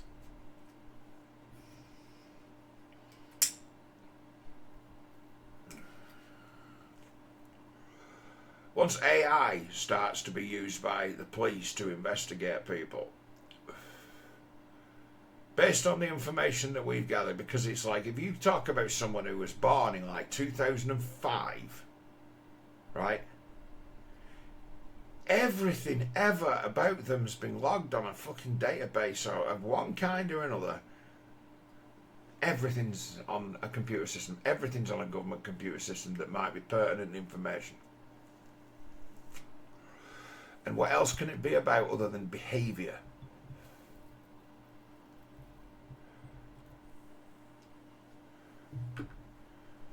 It's like, to a degree, it's like there's the amount of data that's now available. Now we've got AI that can do just sift information so quickly and analyse it. So like, are we at that time as to where in the hands of the right people, Tony Blair's dream of being able to identify antisocial behaviour in utero, in essence, is probably something that's possible and something that's we won't be that far away from. And it's like, to some degree, it's like having this telemetry. I use the word because that's what they've got on so many people, is telemetry in the databases. We've got a hell of a chance in this country of actually being able to identify through AI exceptionally dangerous people and mark their card, in essence, keep an eye on them. AI be able to bring that to us, and it's like, that's, in some regards, that's a massive helpful tool for the safety of everybody. It's actually, it's what we've got, and there's no turning back against it. It's what the future holds for anyone who's in the system. It's like, people from abroad aren't in the system. Nowadays, government want to check you out, right? The government want to decide they want to check you out. It's like they've got access to every government database. It's like,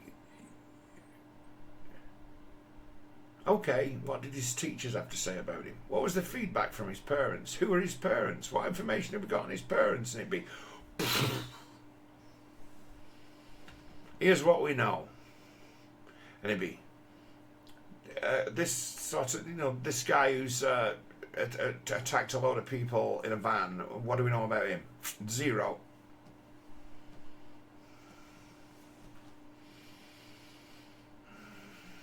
Like, we've got no fucking idea what people have been through, or the lives that of these people have lived, that have led them to believe that their best hope is to get on a dinghy, come to Britain, end up being shipped to Rochdale and put in a council flat and given, I don't know, 45 quid a week.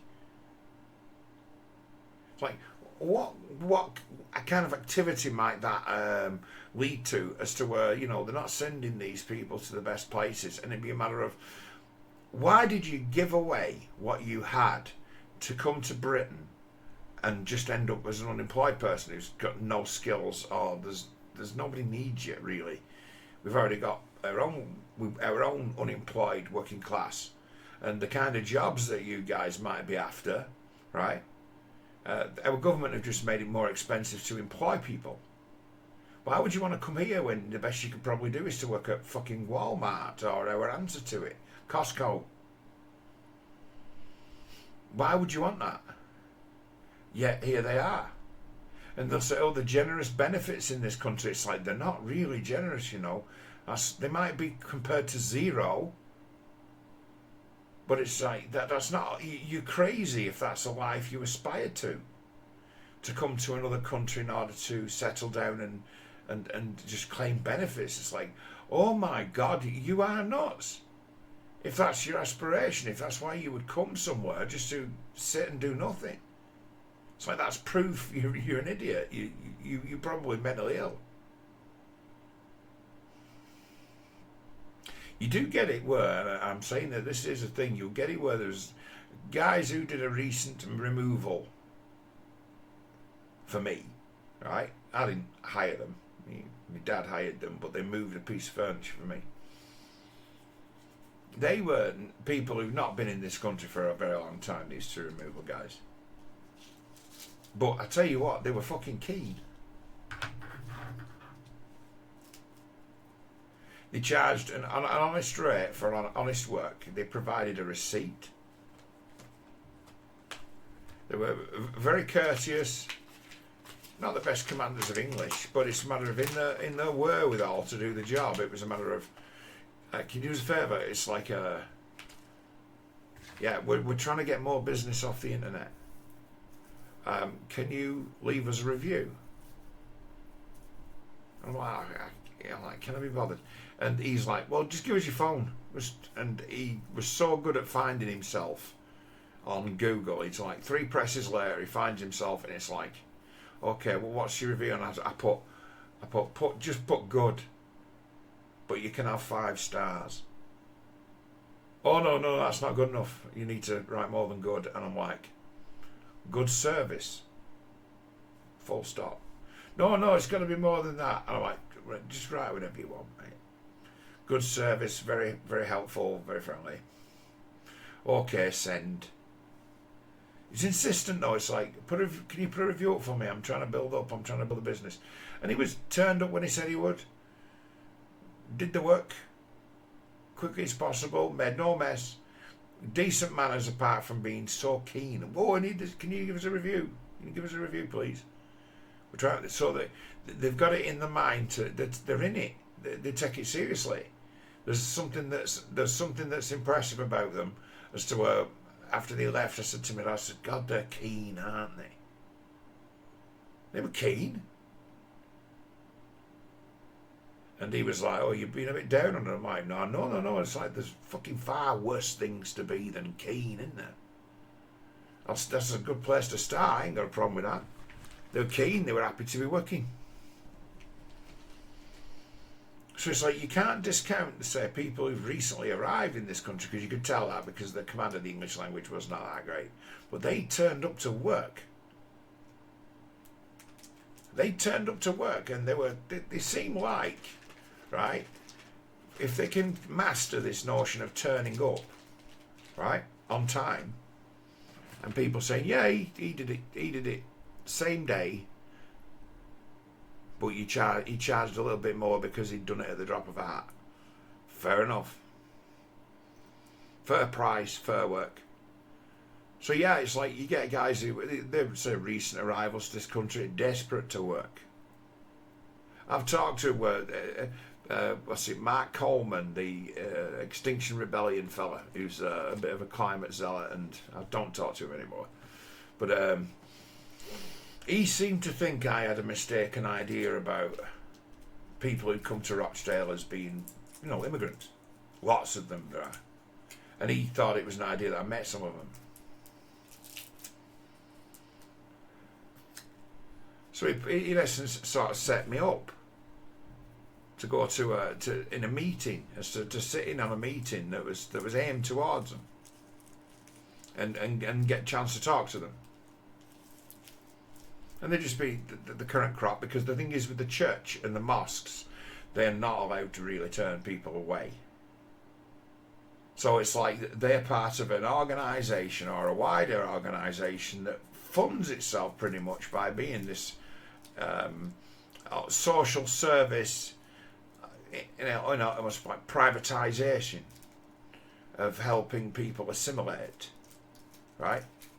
So you can see already that there's a good and bad in this, because there's some mosques are one kind of mosque and some are other kind of mosque. But it's like they don't get to turn people away, and that'd be a feature of them, that anyone can turn up at a mosque or a church in any kind of state of fucked up, and they will try and help you.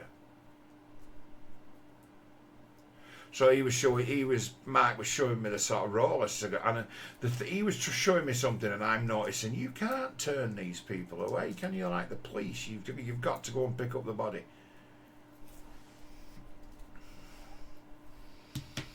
You get talking to these new immigrants. So there was a guy who turned up, who was from Brazil,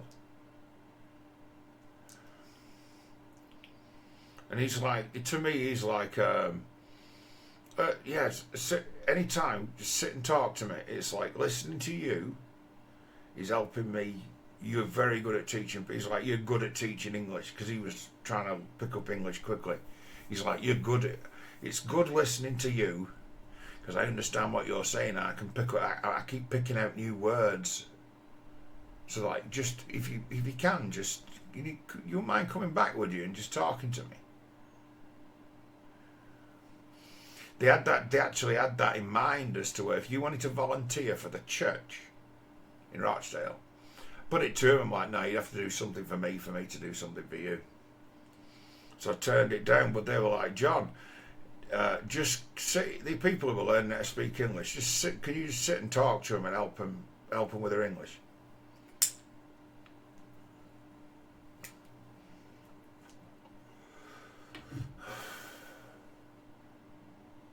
And I'm like, well, I tried to do a deal to say what's in it for me, because I still had to earn. It's like there were no wages in it, but there must have been a favour I could call upon in return. So I ended up not doing it because they couldn't give me anything back for it that was a favour as opposed to a way of paying me. So I do this for you, you do this for me. And I wanted rooms away from my own house where I could do my work. So could I have access to a room to do my work? Like certain days of the week where I can arrange to meet people and there'd be somewhere to sit and somewhere to talk. And they couldn't do me that deal. They didn't have anything suitable for me. I'm like, you could if you thought about it.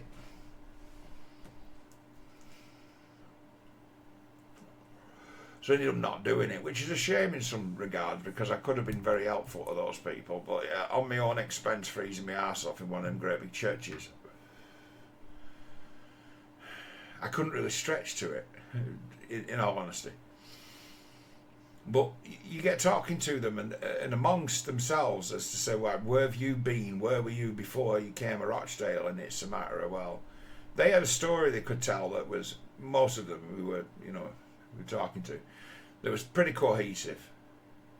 And it was a matter of there were two girls who'd come from Portugal to live in the UK who were hanging out in the church. Because, things have changed, haven't they, with Brexit? And it's like, they were rich girls. They had brand new mobile phones. They had already had their own vehicles, and they were newly arrived immigrants in Rochdale. You just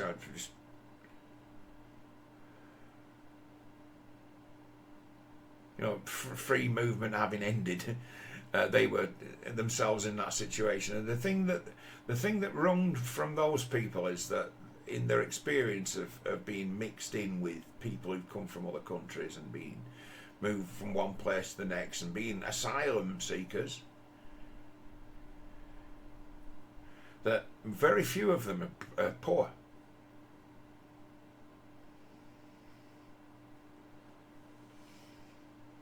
That's the observation that you always get, that very few of these people who turn up in Britain, or decide to stay in, not poor people.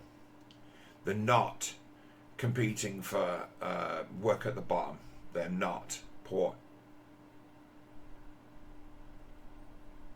You've got to think about the world in different terms, as to say that the world is actually, the whole world is an advanced place now because of the all got access to good ideas and strategies and all the advice on the planet available on the internet. So the world has become, let's say, advanced in its thinking and what information's available to it. Even though it's in a backward place, you don't have to be backwardly educated. And we take for granted that people who come across the water to our country are somehow innocent and ignorant, and are you for fucking real? This is 2025. These guys have all thrown the phones in the sea. So like, they're switched on to TikTok, they're switched on to YouTube, they're switched on to Twitter. Half the world is. You look at what Twitter is. You trudge Twitter as a Manchester United supporter and find all these people who live in the fucking backwaters of like the smallest fucking countries in Africa, and they've all got internet connections and they're all super hyper emotional about the Man United they grew up loving watching, which was when they got access to the internet, the games for free, when they got broadband in the country. Suddenly they found Man United, who they'd only ever heard of, and they got to make heroes of fucking Harry Maguire and Marcus Rashford and Paul Pogba and Jesse Lingard, Bruno Fernandes. They became the heroes because in their era of the great information revolution in the world, they were the guys they got to see on television for free. So it's like the world, the internet has made the whole world more advanced than it was.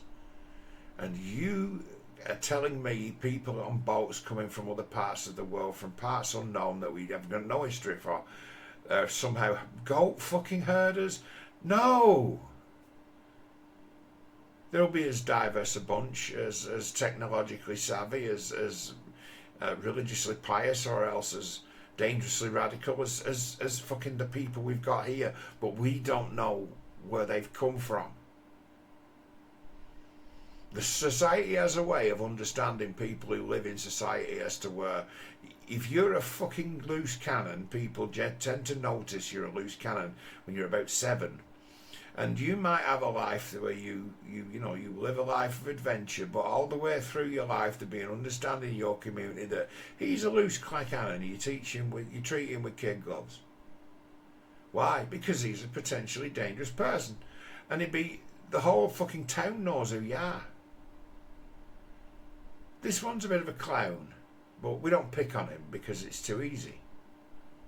And the old fucking, your old street knows who you are. They've known you since you were a little kid, since you were a knockabout kid. Right? So it's like, we have an ability in our society, just how it works, like biologically, to know who our fucking crazy neighbours are. Once upon a time we did. And we were able to make allowances for them, so we didn't all have to be fucking fighting each other.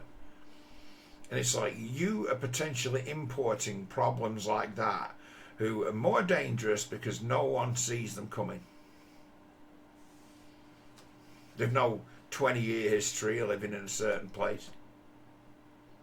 I can talk to people in Rochdale and they'll say, whereabouts in Rochdale do you live? And I'll say, where I live now. And they'll say, where do you used to live? Oh, well, for about 15 years I lived over in Scotland, but previously I'd always lived around Syke and Cronky Shore. And they could ask people who live around Syke and Cronky Shore or Scotland and say, do you know John Collins? And they say, yeah, fucking right, we know John. And they'll all have different things to say about me. But it'd be like, this guy's called Mohammed Islam or... no such telemetry exists. No one knows this guy. What school did you go to? With me, it's Lamara. What school did you go to? And I've been to a school where thousands of people in Rochdale have been, so it'd be a matter of, okay. And then if you went to the same school within 3 years of me, you'd be able to, you know people that I know, and you'd be able to name drop them. For one reason or another. Place have enough characters as to say, oh, I remember you. Or, oh, yeah, you know so-and-so, well, I used to be mates with him. Oh, right, okay. Someone comes from abroad. No, we've no idea. There's no one can say good nor bad about him, about that person. We just don't know anything. So, you get it to me where they turn up. You get someone who turn up from another country, and his English be poor. And this is the way I thought about it when I were being asked to talk to help them with their English. You would only actually truly find out you were dealing with someone who was seriously deranged when he managed to command the language. Oh, now he speaks English. Now we've learned he's absolutely an animal. A real monster. But first we had to teach the guy how to speak English before he started to run his fucking mouth about what he's done and what he's capable of. And then it'd be a matter of, oh my fucking God, who is this guy? And it'd be a matter of, he's walked in and been kid-gloved from the start because it was like, me no speak no English. And then, you know, a load of time and effort goes into giving the guy the language, and then you find out that he's a sociopath. So that's nice, isn't it? So how often does that happen? It must happen a lot.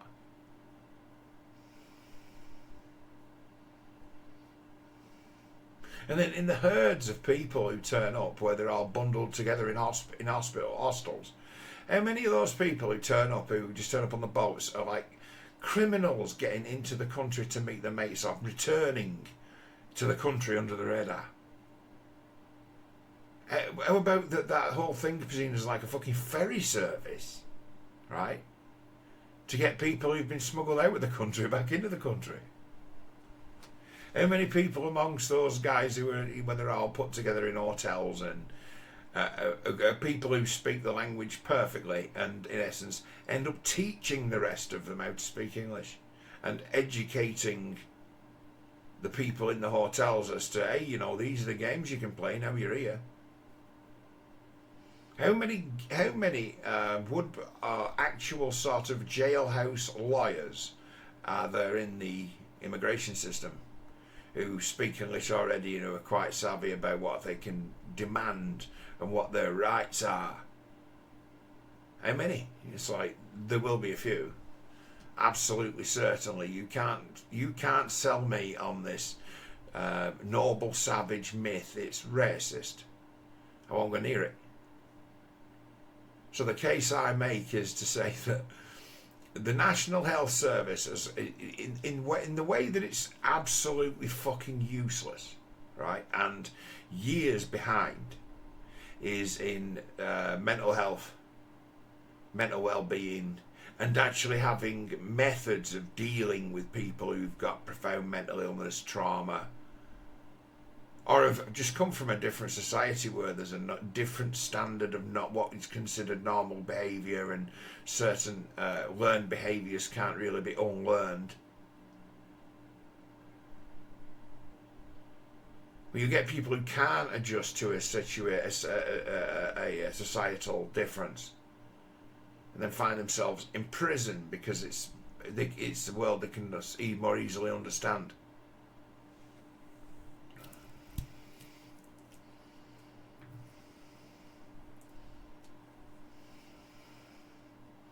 It's like if you were an illegal immigrant and you wanted the best benefits possible, well, I'm going there for the benefits, man.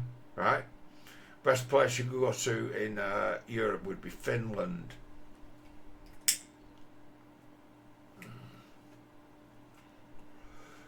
Fucking hell, they lay out a real carpet of a welcome for people from all places who turn up and declare themselves like fucking illegal asylum seeker.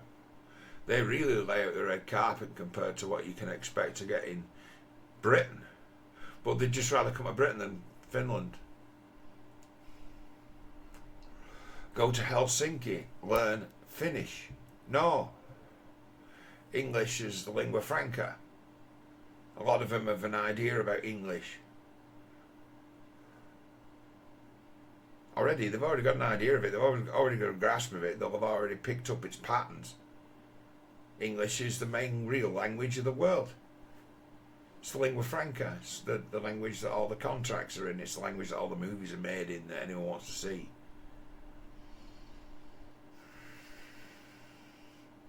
So England's easy. England's an English-speaking country. There's a lot of them that have got a half a handle on or are on the way to understanding, or thinking they understand, or being conversant in. That's the easiest one to learn if you're going to pick it up by ear or from the media. It's almost a cop-out language-wise coming to England. It's most people's second language. A lazy place to come.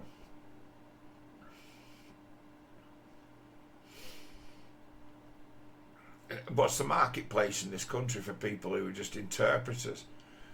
Say, I know some people who like to live in this country who've not been able to legally immigrate. Old mate of mine or overstayed a student visa and they just never forgave her. It's like, no, you can't get back in this country no more. You've overstayed a student visa. We're pretty, and the terms for just coming to England to work and live. No. Suddenly the conditions are all kinds of things where you've overstayed a student visa, we don't fucking trust you anymore. You've took the piss out of us, you don't come back. So it's like legal immigration into UK. Fucking hell, it's you know, they're not for people, normal people. It's not a wide open door. It just isn't. It's not easy to get in. There's loads of games they're wise to. Getting married to somebody and shit like that. I don't wash.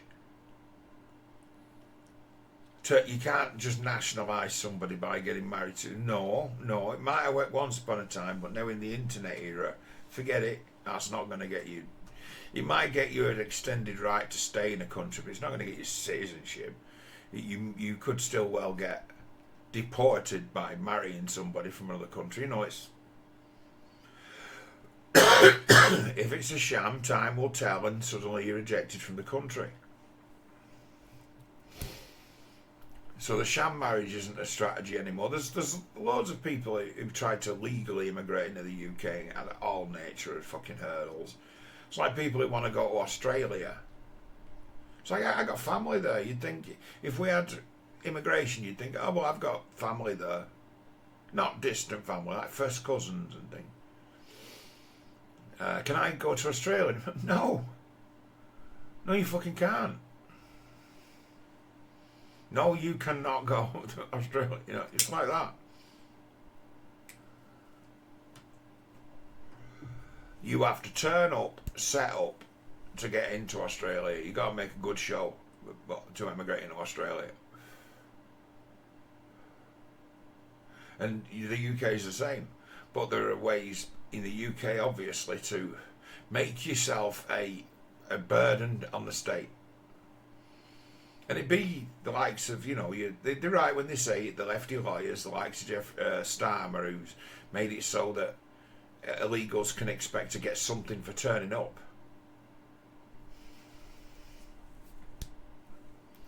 Oh yeah, he's the guy who fought for that.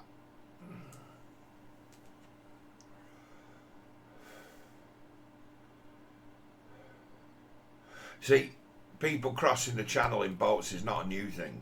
So it's like, in the past, you've had it where people will have turned up, asylum seekers, actually in the boat and not get benefits, and it'd be a matter of, right,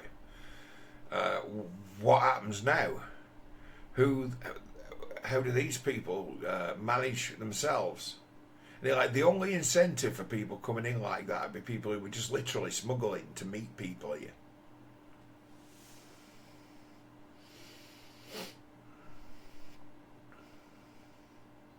You know, who had a plan once they got here, one way or another. It's like it's like unguarded. And then the easiest crossing they take, don't they? It's one of the fucking easiest crossings in the world. It's famously reasonably calm is the English Channel.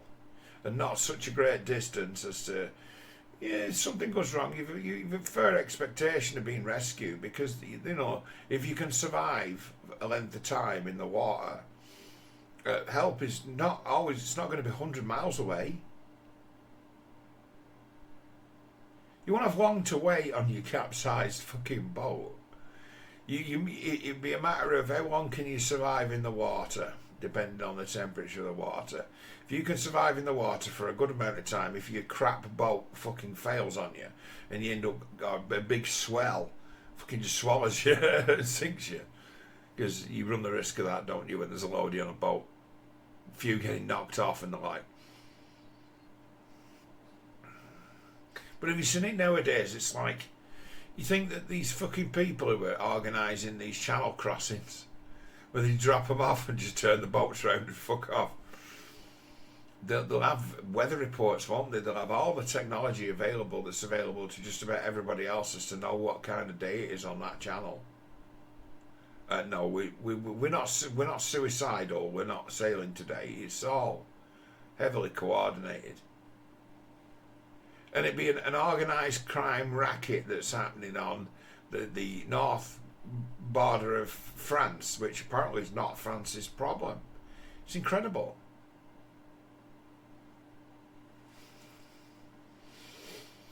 It's almost as if we want those people, and France just stay out of our business. When a load of people in boats find themselves fucking 2 miles out from the coast and sinking because the whole thing was bum steer, it's somehow our responsibility that we've killed them.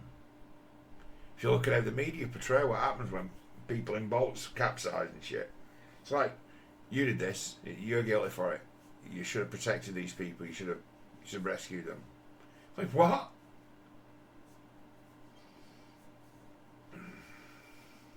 The hyper oversimplification of turning the question of immigration into one about racism, right?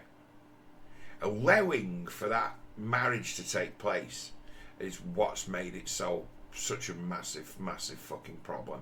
And a game too. And I've never made I've been one of these people who's weighed it up for years and says, and it's going on. And I'm like, don't make it about race. And you can see that that's the weapon of the left. Been around a long time, me, as to where once upon a time there'd have been a different approach to it, which was more like my approach coming from the sensible left, right? And then it suddenly got made about race. And you know, strangely, it got made all about race by the then conservatives. Although the then conservatives, you know, the Cameron era conservatives, I hated them the most because of the way that they were dismissive of the lives and experiences of the working class, much like the previous people, the Blair people, pretend they give lip service to the plight of the poor. But Cameron's lot, it was basically, you'd hear the Cameron line, which was deeply offensive, about people who were, in essence, out of work. In a town like Rochdale, where it's just been deindustrialised places, you can just name them. It used to be 1,000 people worked here, 1,000 people worked here, 1,000, and all these places that are gone. Now, the workforce is still here, but the places to work have gone, and there's a lot of unemployment. And their old thing used to be, it's like, no, there's loads of jobs, you're just too lazy to work. And that's the message that always got sent to the working class. And all the people who found themselves on the side of the good and righteous would put it to people on benefits. You're taking the money straight out of my pocket. I pay tax so you can sit at home and do fuck all. Seeming to think that it's fun to try and live on like fucking 57 quid a week or something like that.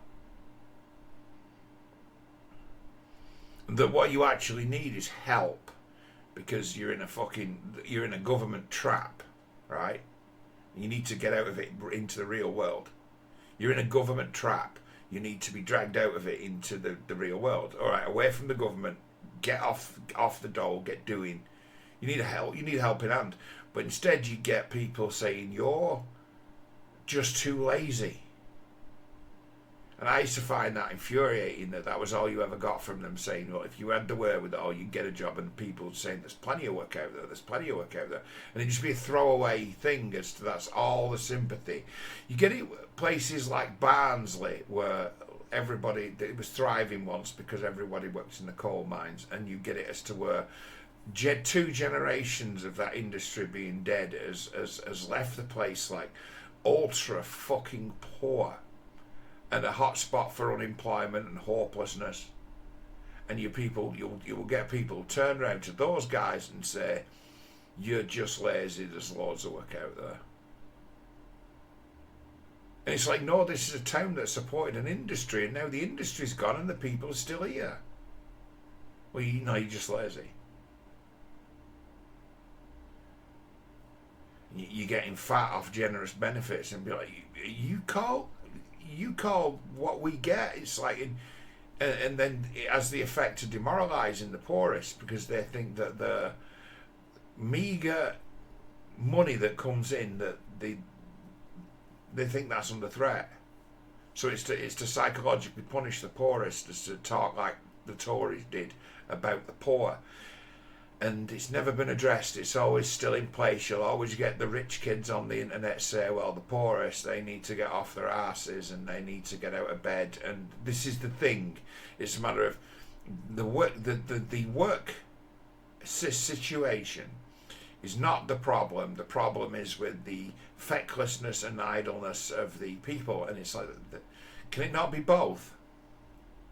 Why does it always have to just be on the fucking feckless poor? And it's like, that's such a fucking backwards way of approaching problems like youth unemployment. It's like, oh, those animals. See, that thing that was recently said by that West Streeting, where the NHS might or may start giving people on universal credit weight loss injections. Because part of the problem of why they can't work is because they're fat. Wow. He came out with that. I got reminded of it when I went to see my GP a couple of weeks ago, where she said she'd had somebody in China, like fucking Labour Party. And she's like, Labour Party? She says she had a woman in who was questioning her about if she, like, fishing to find out that if she made herself unemployed, you know, she had a part-time job or a job she wasn't so bothered about. If she made herself unemployed, would she be able to have the injections? And she's like laughing out of the place, like, what the fuck? Well, the Labour politician got on saying people on jobs, people on universal credit, they can get these thousands of pounds worth of injections for free. Now, can I have them? I work. Can I have them? But if let's say I'd suddenly lost my job, would I be allowed to? And there's no such fucking plan, but the Labour Party were mouthing off like that, and they have a repercussion as to where someone in the world sees a way of taking advantage of a situation to get something for free.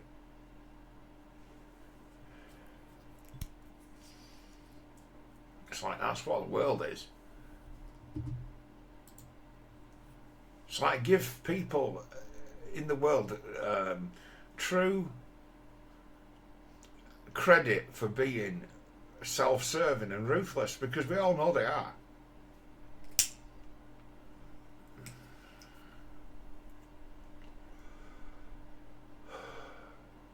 And we've created a world out of desperation out of what is a lack of fucking work. I put it as a lack of meaningful work. As to where now it's a matter of everyone's got a grift. Everyone's something on the internet, except me.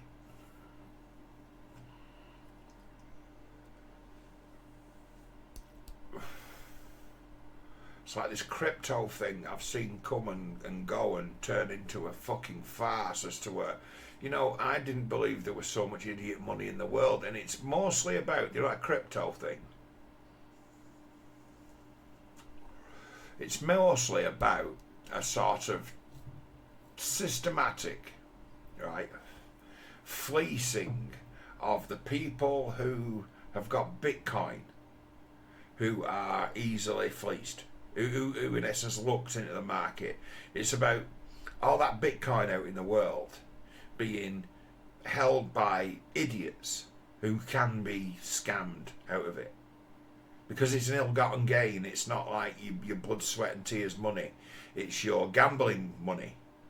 So in some regards, your Bitcoin winnings are ill-gotten, so you don't look after them quite as much as money that had been inherited, that somebody worked for, that somebody, you know, sweated for. So it's treated as like gambling money. And what you're seeing is people are trying to eat up all the profits that were made out of Bitcoin. And the targets for these scams who get destroyed by these meme coins, these rug pulls, they're actually losing previous winnings from the same casino. I find it difficult to have a lot of sympathy for them. But I say, I've always worked on the understanding that Bitcoin in itself is a scam. It's a pyramid scheme but it's a pyramid scheme that's a lie agreed upon. In that way, it's much like the fiat money system, if you like. It's a lie agreed upon. People have decided to trust the infallibility of the blockchain, but between there's fuck. I was talking the other week to a guy I used to know who's a Bitcoin enthusiast, and I says, "Have you got out of that now? Because you know it's gambling, it's an addiction." Yeah, I'm out of it now, and he did okay out of it. But the first thing he wanted to talk about was how he had Bitcoins stolen, hacked. It's like people are willing to do fucking murder for this stuff.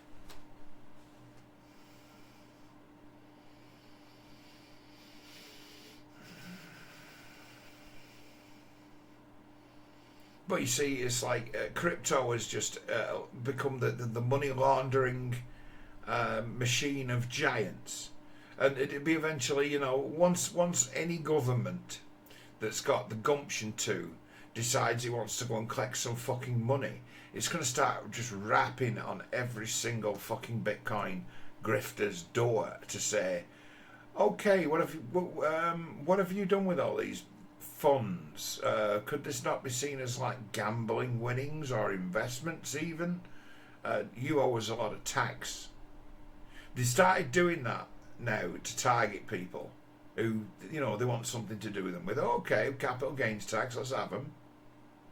All this money these guys have said they brought in, well, we've got a bill for them because they didn't pay us any tax on any of it.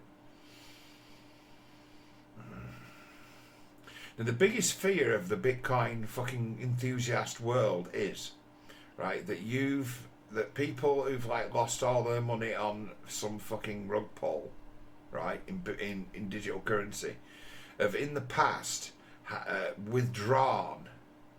had huge amounts of fucking money, or huge amounts of digital currency, and didn't pay any fucking capital gains tax on it. Where they kept it liquid on the internet as like an asset we're pretending we don't have. Or having turned it into pounds and turned it into fiat money, and then that be something that appears in a bank account and goes ding, ding, ding, ding, ding.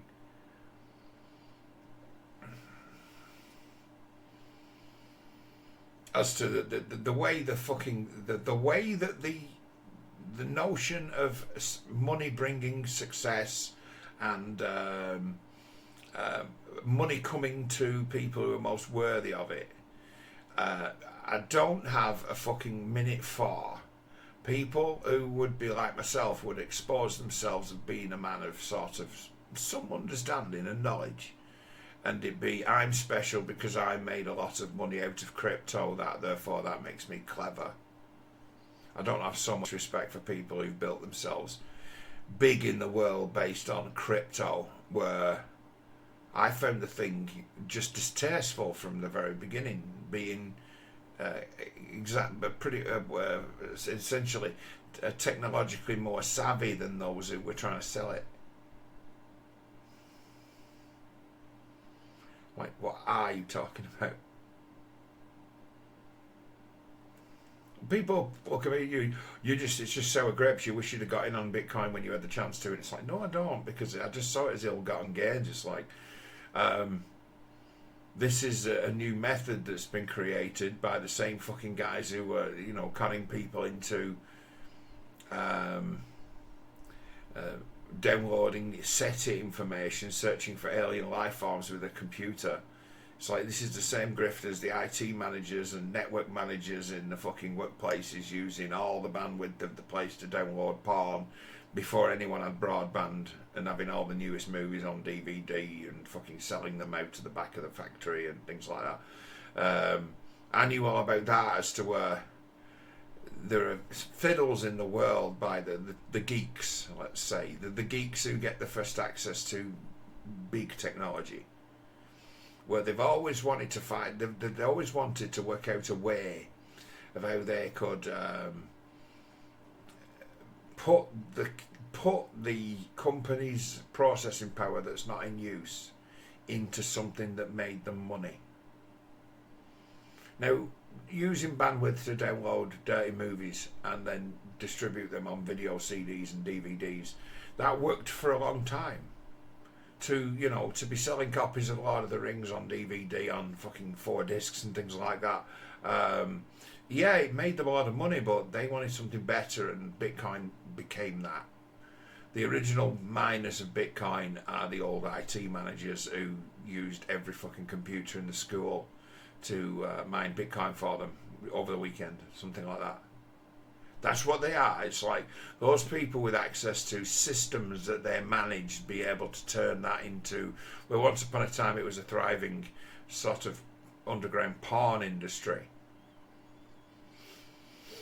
It became mining Bitcoin.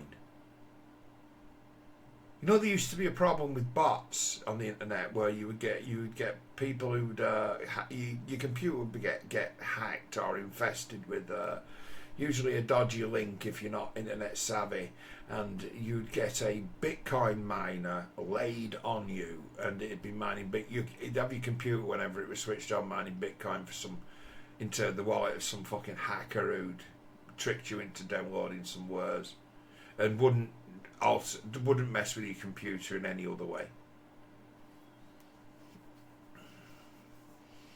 if you were someone who were aware of that and you had programs that were like bot checkers and things like that built in now, but always worth running every month or so just to see.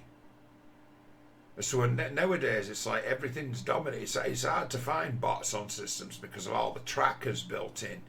This the internet tolerates me doing what I want to do on the internet by whenever it gets the opportunity to show me an advertisement, it wants to show me something that I've been either already bought or have bought in the past, and not anything that I might need, but it always brings back to me what I bought, which is why the algorithm fucks people who are into gambling, because they say the same algorithm brings back to me what I bought yesterday, asking me if I want to buy another one. So when you're talking about trainers, right, I look at trainers, I'll buy a pair of trainers. The internet just wants me to look at trainers. Whenever, cookies, yeah, okay, ad revenue site, that's what it's about.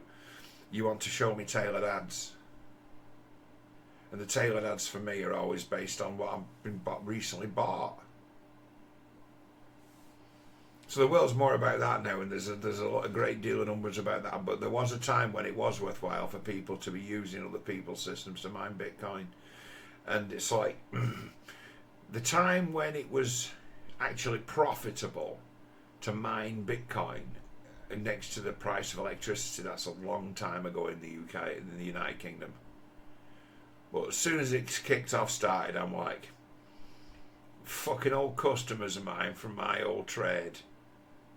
They get a mind to do this. They get every fucking terminal in the fucking whole place invisibly mining Bitcoin, when all the computers that are sat on the desks using mostly just simple applications aren't using a tenth of their potential that they could be doing. So it's like there's loads of redundancy in the systems to be doing all kinds of other things. Mining Bitcoin. Now it's become an outrageous thing as to to actually make money mining Bitcoin. You need to be a big operation or to mine any kind of meaningful amount of it. But once upon a time, there was bonanzas every fucking day, wasn't there?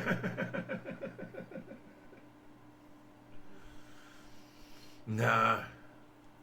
Pyramid scheme. Lie agreed upon. And an investment dump. So, people who were once upon a time gold bugs, talking about, the more they talk up gold and talk people into storing it as a store of wealth, the more the value of their own gold goes up, because people are not selling it, they're buying it. Being a gold bug talking about gold, sitting on gold, is a way of making money out of gold, if you've got the kind of amounts of it as to where you can dump it and then pick it up and dump it and pick it up. To be someone like Alex Jones who endlessly talk up gold, buy gold, hold gold, they're talking up the value of their own gold. Used to be a guy called Peter Schiff who used to talk about fucking gold endlessly on the internet. This is where you need to put your money in the gold, put your money in the gold, put your money in the gold. And I'm like, straight up, I'm like, yeah, you're forcing up the price of gold, and you've got lots of gold. And then the same people became Bitcoin. The same people. Stefan Molyneux went from gold to Bitcoin. They all went to Bitcoin, and they used exactly the same grift method. You buy it, I hold it, mine goes up in value. I keep talking it up. The more I talk about it, the more it's worth. Isn't it like magic? I've got a following of 1 million people.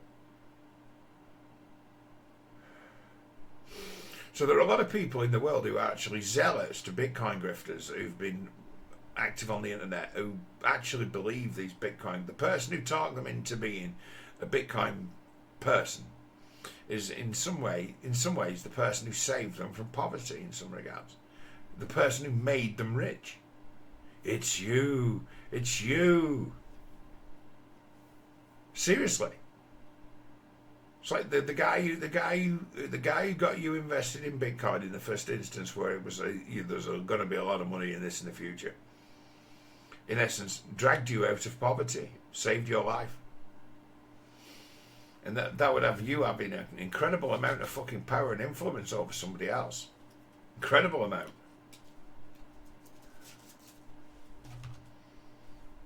How many people out in the world have had like 1,000 quid worth of Bitcoin gifted to them, and then, okay, well, thank you for that. That'd be, and he were there to start them up, to try and get them started on the addiction. So someone gives them like 1,000, and then 10 years later, that's worth millions.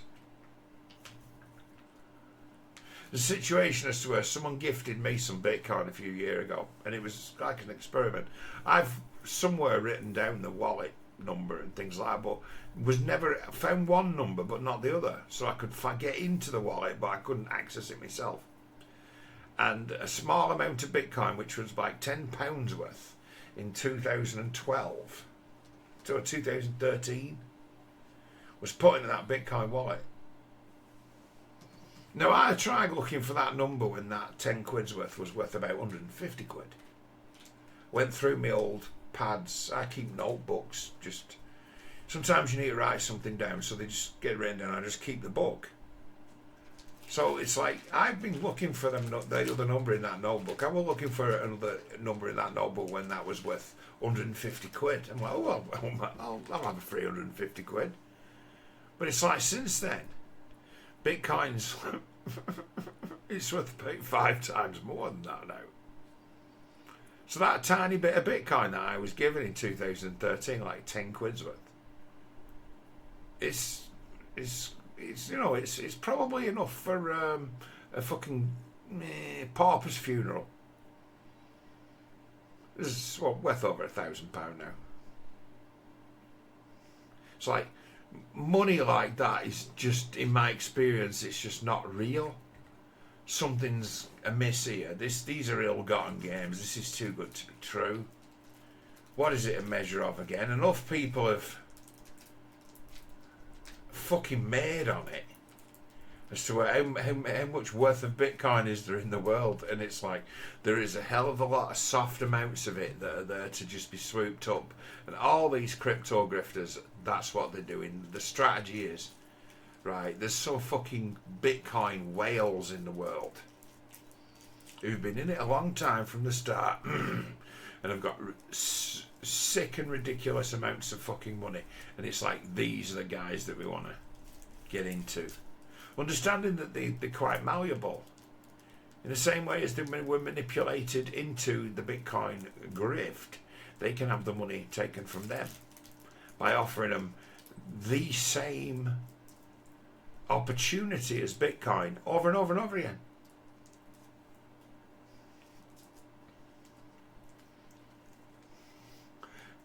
I'd never registered anywhere other than created the joke of my meme currencies.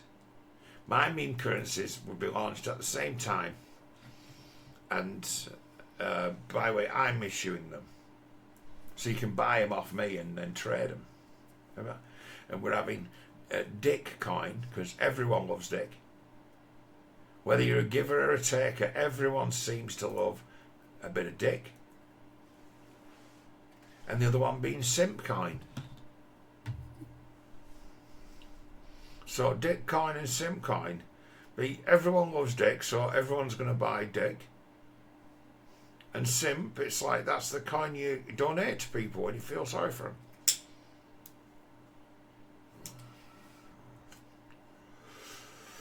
Because the thing with the meme coin, it's like every single one of them, it'd be like, how can this not be a rug pull? Because every other fucking one was. And the way they're able to keep them alive and say, well, you know, Bitcoin and ups and downs and crashes, and look at it now, flying high. Every time there's a big crash and a big fucking fall, somebody fucking lost. And then the others made. Thing is with Bitcoin though, those who have kept the faith have always been rewarded in the long run for sticking in the game. So it's like this has created an uncertainty about the meme coin as to where they become just, you can be sat there, can't you, on the launch ready to snipe one of them and just buy them on the up and just immediately dump them.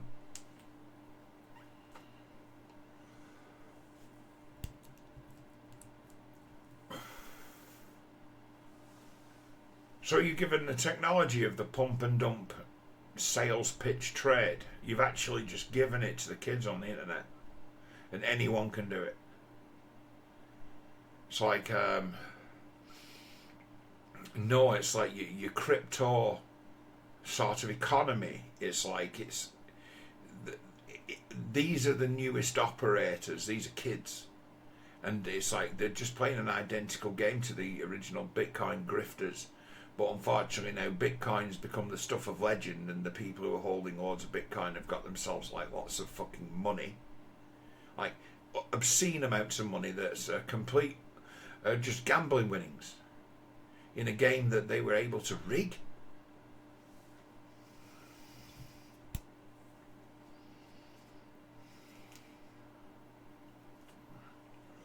I think the tax man's going to come for Bitcoin. And when the tax man comes for Bitcoin, the methodology that'll be available to them when they're able to start investigating people by the way of everything that's now digitized, whether they open a case on you and suddenly they can open the books on you,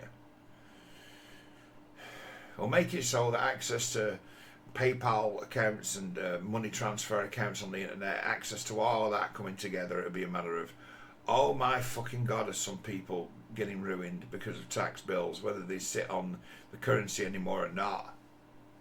It's like you suddenly owe us £2 million in tax. It's coming. They want it. They want a piece of the action. It's untaxed money. And it's like no one gets away with it for forever. It's like when a government switches onto it, suddenly the powers that come after people for tax evasion, they're not people to mess with. They want fucking paying. And it's like they can make things very difficult for you, the tax men. They can put you in prison. It's like you're on sacred ground with crypto. You're messing with the government's money. And they don't stand for it for very long. Same with the aid of AI now, it's like I've had some creative discussions with people who were in at the start working out what it was capable of. And it's like I'm at the conclusion that it's like it's with the right amount of electricity and computing power for AI, right? And the amount of information that could be made available to AI, whoever was applying its principles to whatever system, the government search bot, the AI sent to investigate you through your government files, through every internet-based record of you, that's the one that'll fucking have you. That's the one that'll catch the thief. That's the one that'll catch the fucking tax evader. Shit, that'll catch the guy who's trading like dodgy porn with fucking strange men on in anonymous groups, won't it? That'll be the end of us all. It'll be the end of everyone who's got anything to hide, who's into internet ill-gotten gain, and it'd be a matter of it just produce you a fucking tax bill. Doesn't make any kind of moral judgment, it just finds out your ins and outs.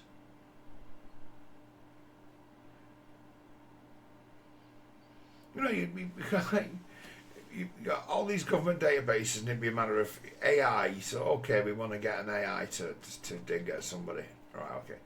You could do something like write to the AI, like accessing only the files of said individual and give it proper information as to how you find you. Full name, date of birth, place of birth, national insurance number. Go through the system looking for any outstanding financial irregularities based on the information that's available. And AI, you could give it a set of commands like as open as that. Understanding that's a fucking big question to ask.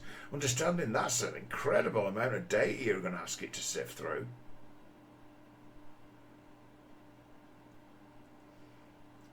and it come back. It actually, somewhere in the world, this reaction of some nuclear power plant, like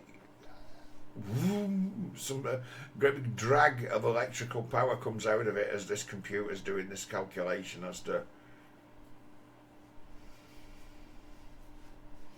comparing his tax return data to his bank account and his PayPal and his online transactions, and it's whack.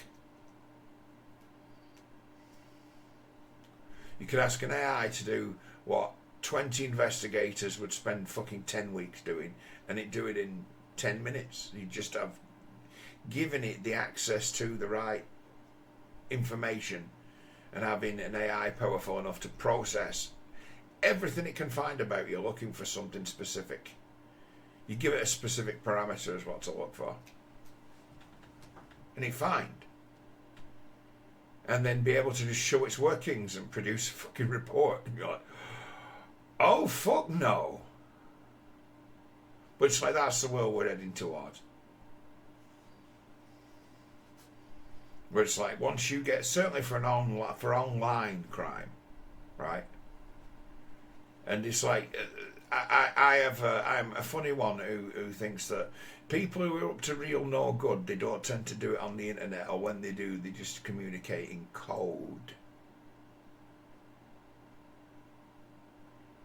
But as much of it is analog as possible, face to face. Whereas internet sort of criminals, they leave just a record of everything, even if they've got like apps that delete comments and things like that. You've always got someone taking a fucking screenshot. You've got people who have it where people have social media accounts that after a certain amount of time delete all the messages automatically. So what a fucking tool that is for those who are up to no good, or less than honest about what their intentions are. But there's no that the people take screenshots. It doesn't actually matter. It just proves you're a cunt. Like soup proves you're a cunt.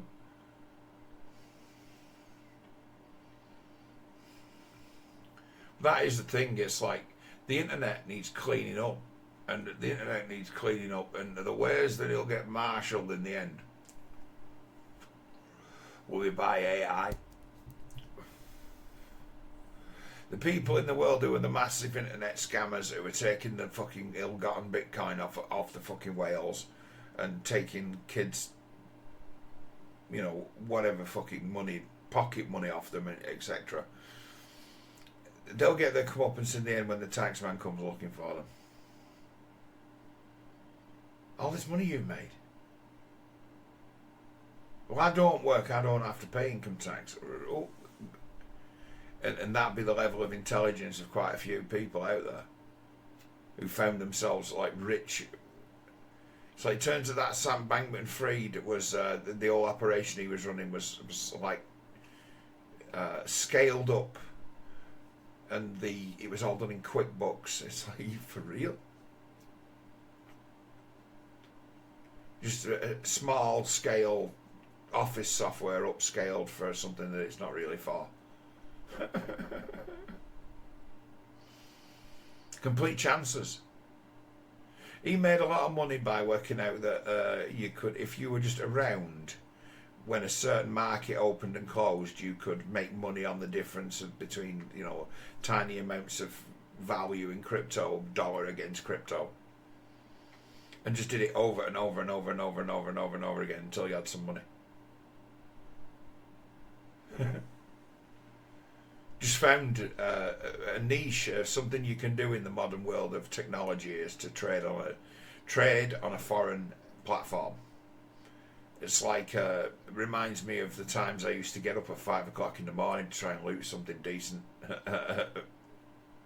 for Star Wars Galaxies. The same thing. He just found a way of grinding a game.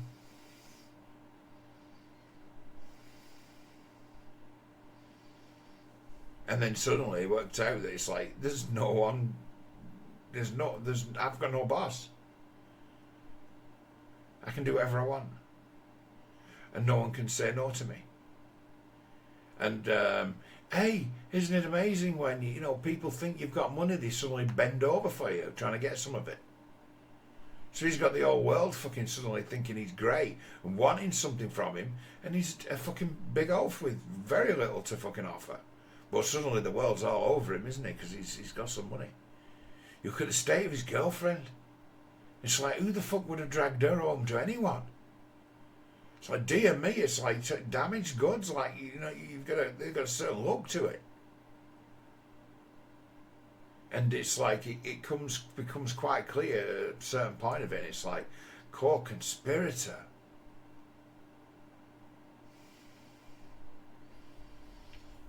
It's like these are unskilled individuals who've worked out an exploit.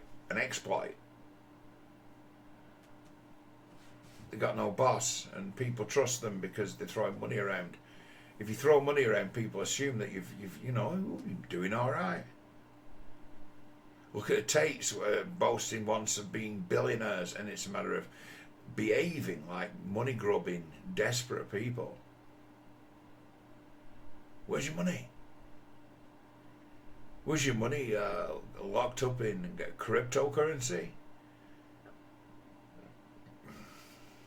Was your income you were using to rent everything, the cab business that's been transferred to another country into somebody else's name, and its proceeds no longer reach your bank account?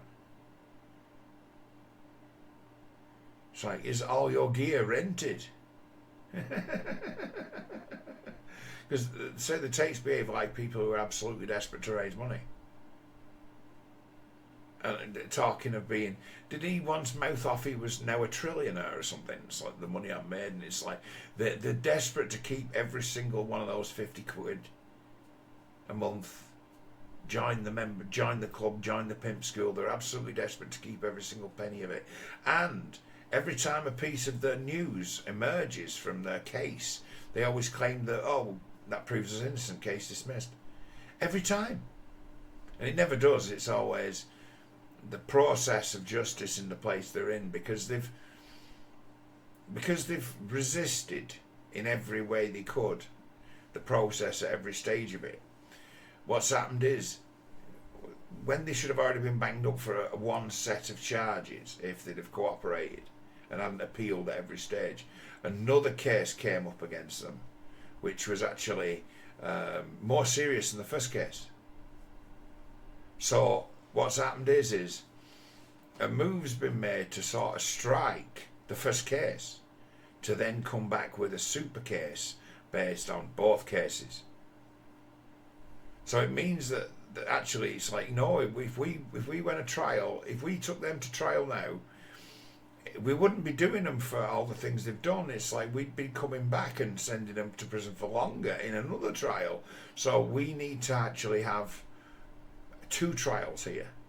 So what's happening is the 2 cases against him are being consolidated into one, and certain statements have got to be changed because they were taken under different terms.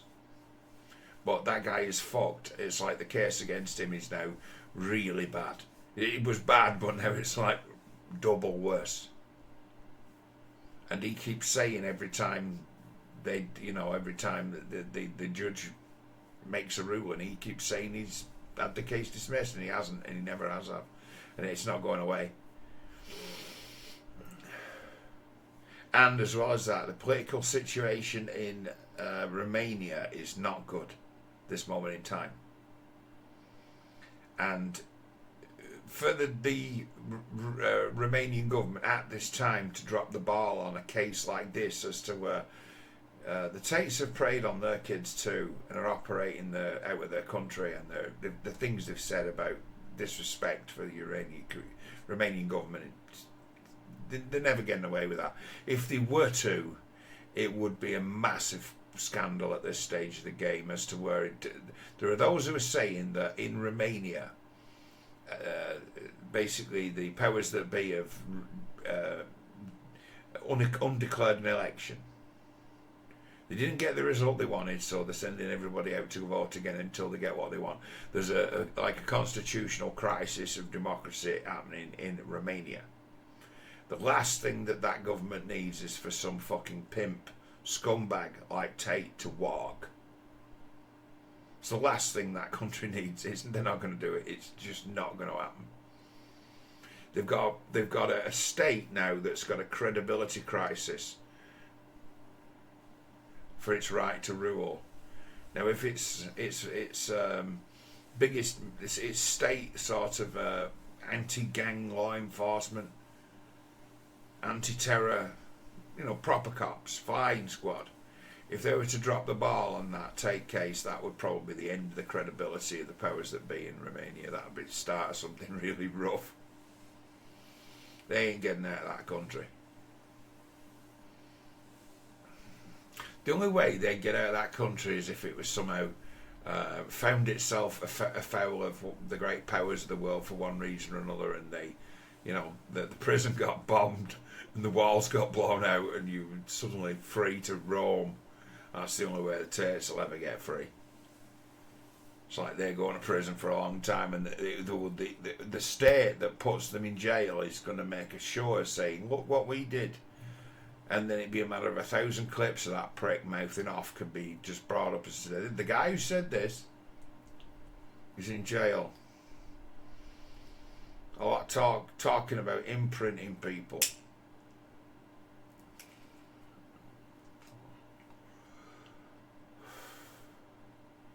And it's like, weird this. It's like the right wing are up in arms about pimps grooming little girls. And one of their own, supposedly, ostensibly, is teaching little boys how to groom little girls. While the same section of it are screaming and shouting about Islamic Muslim grooming gangs. The same sector screaming and shouting Muslim grooming gangs.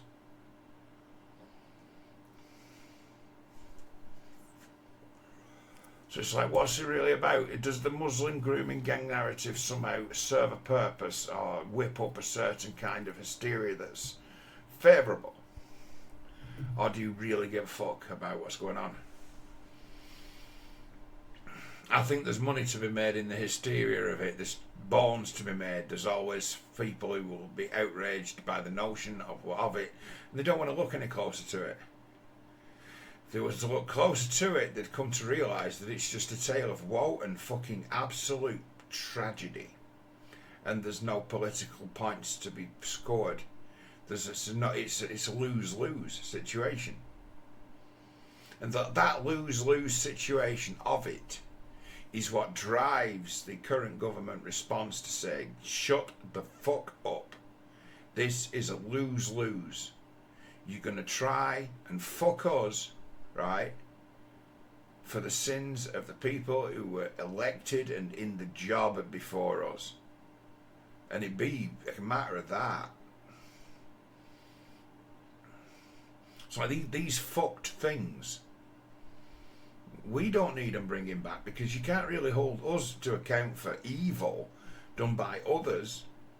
And in some regards, the government's response is to say, what would you expect us to do? This is not a country where we're looking over people's shoulders. And if it was to become one, you really think that we can protect people?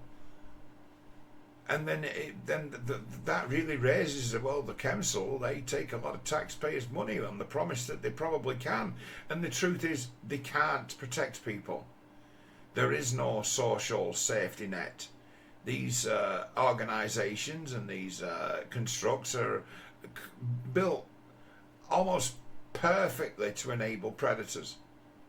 Not with that intention, but that's what they end up being as they become systematic, based on routine and based on, people having other lives other than being council workers. They're not vocational workers.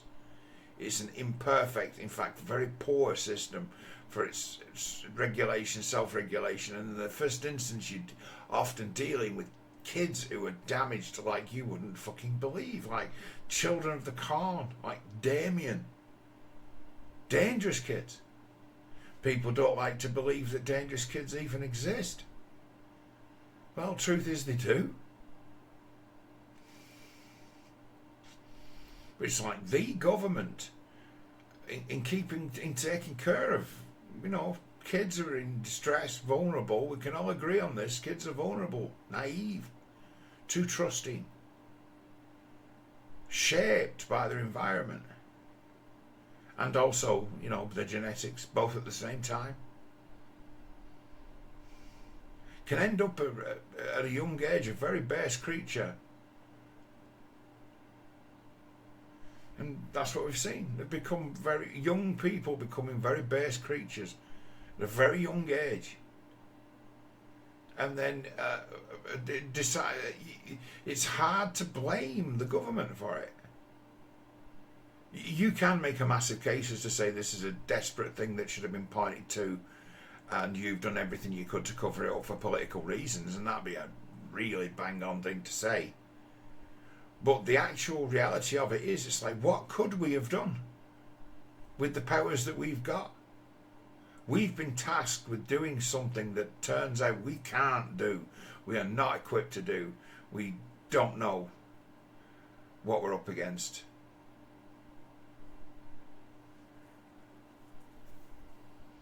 We've got good eggs and bad. We've got bad apples that ruin the job for everybody by as soon as you're turning information over that you know about people to child predators, you're a fucking wrong, and it's like the whole system has been made a mockery of when you hear people who work for the child services parts of the councils feeding information to networks of fucking paedophiles. The whole system's gone to pieces, right? Gone. It needs to be torn down. That's the end of it. Only has to happen once or twice. That's the end of it. And then a place like it round here, reports in the past of police officers giving local criminals access to the National Crime Database. Absolutely, completely unforgivable for that. If you're a cop, you should be getting 10 years in prison. But that'd be a problem that we've got. That'd be a problem that's reared its head in this place. I've got a bent cop, but what does he give me? Access to all the police's computer data networks. Oh, isn't he a nice bent copper to have? How much do you pay him? Oh, only a few £100 a week.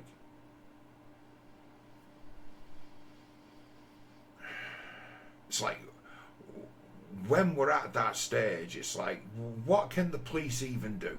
What can the government even do? What can any politician promise that might address this situation?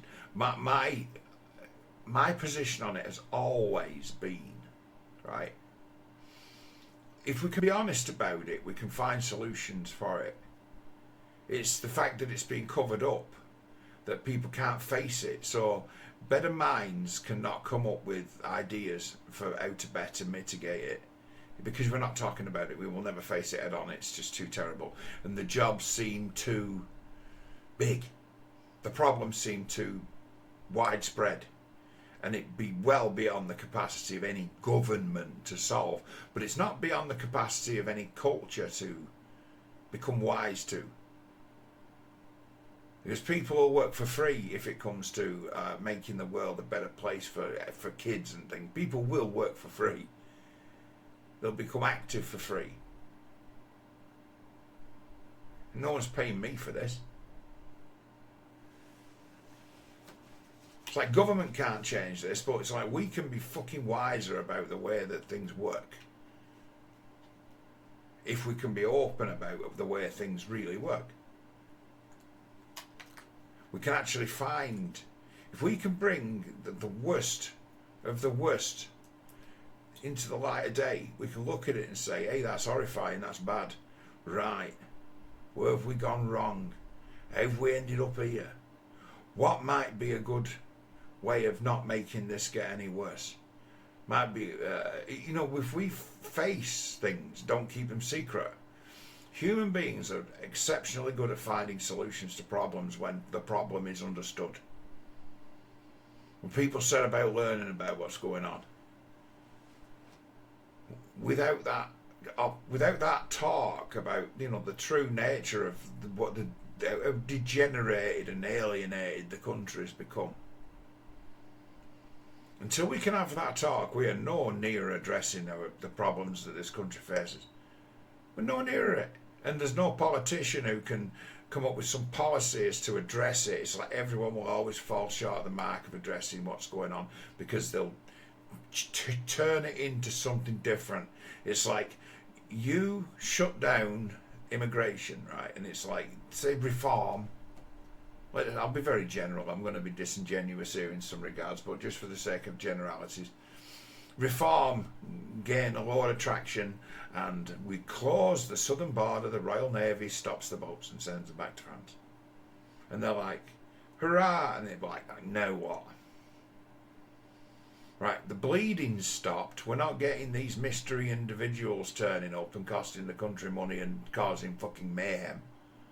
Right, that's stopped. Right, what about the ones we've got? Have you got a plan for them? Have you got a plan for how to, you know, ease the pressure cooker somewhat? Do something meaningful, and it's like past stopping the boats. It's like, right, you're not allowing an X factor to make matters worse. But what about matters? What about this? And it's like Reform have got zero answers for the cultural problems of this country and would in essence look to blame them. They're not, I'm not knocking them, but it's like there's no political, the truth isn't a weapon to beat people with in this situation. There's no political points to be scored in the immiserations of the proles. Just none. They don't give a fuck. It's not a stop on their path to power. That's why the Labour Party, they know they can't address the real underlying problems of society. That's why they stop trying to. Just replaced it with rhetoric and fucking like woke. You know, woke things that become like imaginary force fields. Layers of imaginary protection that only work on certain people. It's become like that. And in some regards be an accelerant. You teach it, they've taught people that wokeness shit. They've taught people who, if you teach them new words that can be used as weapons, they'll pick them up and fucking use them as weapons. As intended. What do you expect us to do? It's like when you give the 17-year-old a credit card and he maxes it out and says, why the fuck should I ever pay them back? It's their own fault for being so stupid as to lend me money in the first place. Don't they know that I'm a villain? So you're dealing with them, you're dealing with that kind of thinking. Wherever you put it out there, you'll find people like that and they'll pick it up and they'll use it as a weapon. It's like, we've made matters worse by creating these identity groups that are just can be attacked with broad strokes, categorized with broad strokes, and then that play on the mania that people suffer as to looking almost for reasons to be upset, reasons to be enraged, and it'd be a matter of, you got yourself some bad habits there, son.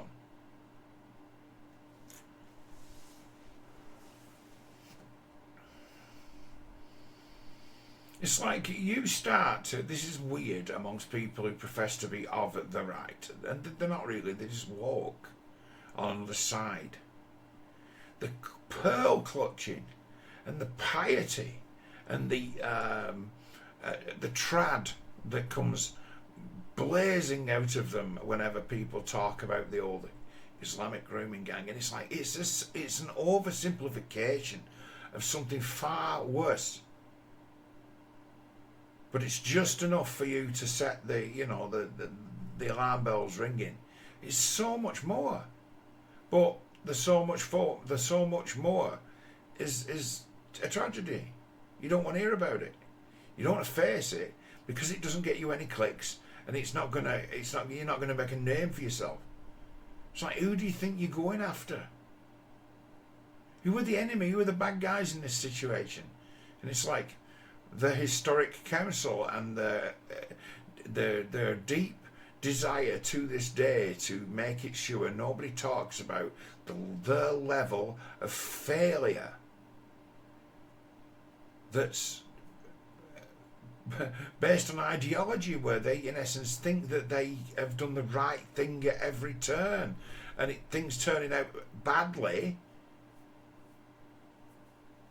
Well, it depends how you define badly. I'm sure she's quite happy with her council flat and her little baby. Lifestyle choice. She wants kids. Really? So you're looking at the government that's supposed to be in essence daddy became cool aunt.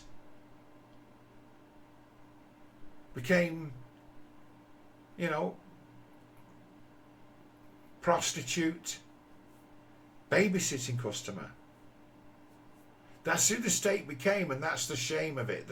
The level of the shame of the Labour Party is that the Labour Party is full of degenerates who will turn a blind eye to it because, hey, they were fucking around when they were in the middle school as well. You find there's a massive character flaw in the left, certainly the Labour Party, as to where they're perverts. They don't put the harm together. In their own ways, you know, it's normalised. I get that vibe from them. I've always got that vibe from them. It's the politician lot. It's like it's been thick through the whole lot of them ever since since the beginning of politics, as to where pervs in amongst them. Always a sex scandal with politicians, and it's like these people appear to be like on each other like fucking rabbits.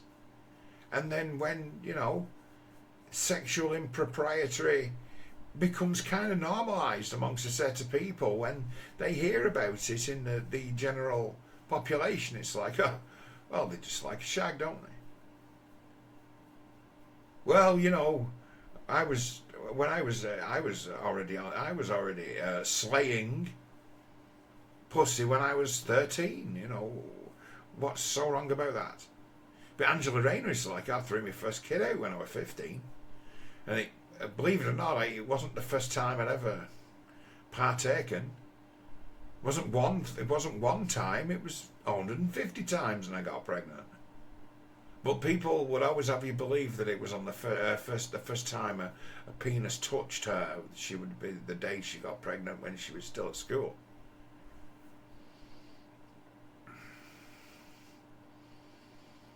It's like anything goes to them, and it's like that exposed that anything goes sort of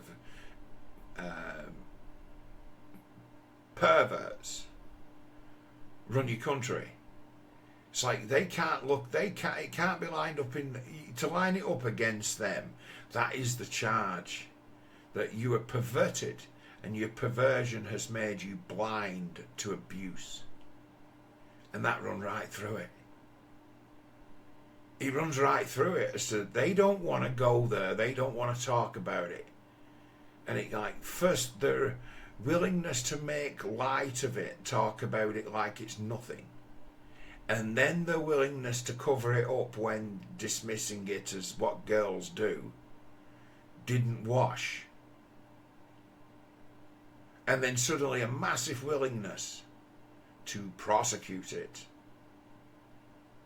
Suddenly from nowhere, a massive, and it's like you get to the very bottom of it, and I got to the bottom of it a long time ago, and it's like the guy, the Pakistani fella who's on LBC, what's it, Majid, you know which one I mean. He gets it. He's one of the few who does. As to where there's reports that came out, like that Quilliam report. It's like that was produced by like high-end sort of Muslim political strategists, and that situation in Rochdale where suddenly they just rounded these guys up in no time. So they spring into action and round them up, dead straightforward. Oh yeah, well, we know where they live, we know who they are, we've got the names, suddenly the police can just spring into action and go and pick them all up, wallop. And normally, rest of the time, no, I'm not even listening, not even taking any action at all. But when they're asked, they can just go and get them, just round them up easily, minutes. It's like, all of it looks like a limited hangout that covers a multitude of sins. I think there's those within the sort of Muslim-based political spectrum who've actually worked out that they themselves could gain massive advantage on behalf of the Labour Party in actually hanging a load of Muslims out to dry, to create the illusion that the Muslim world or the Muslim Britain is facing an attack from the, you know, the vengeful white man who's heard word of his young women being very roughly treated that he didn't otherwise give a fuck about.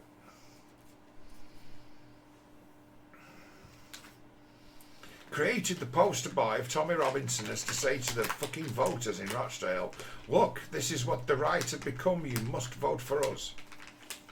Or the likes of this fellow and his racist cohorts who will use this as an excuse to take what's yours will come to power in this country.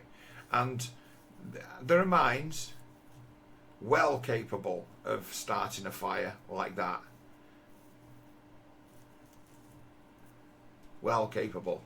You get it years down the line from that fucking shit, and you're getting calls in Parliament, you know, for blasphemy laws. It's like, who won the war on terror that you manufactured? Who won it? It's like, you didn't. It's like the fight the government picked with the Muslim world, they lost. Why? Oh, they're talking in Parliament about blasphemy laws. Oh, so we lost the war on terror.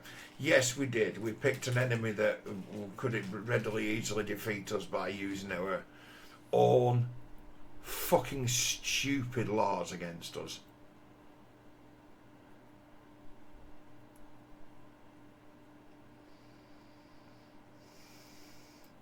You get it as to where the people who are playing that game, wanting to gain power in that respect, would have a massive interest in there being a limited hangout of Islamic grooming gangs. Whereas a matter of, if you want to listen to any of the abused kids, they've all got a fucking tale to tell about who it was who did to them. But we're going to, you know, it's like the guys who were going with those little girls, going seeing Sarah Robotham at the clinic.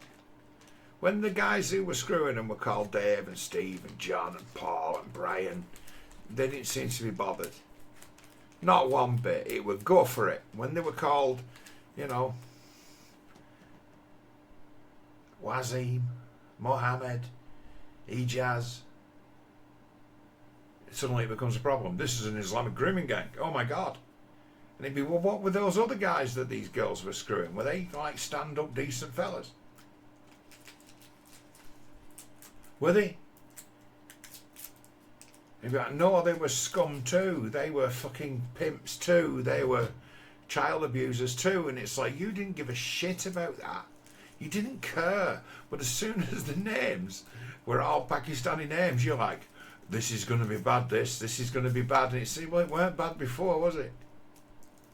Before it was, oh, well, these girls are just sexually active. The parents, the parents have a problem with it, but they just can't handle the fact that the little girl's grown up. I've heard that said word for word 1,000 times by usually women in Rochdale. She just can't handle the fact the little girl's grown up now.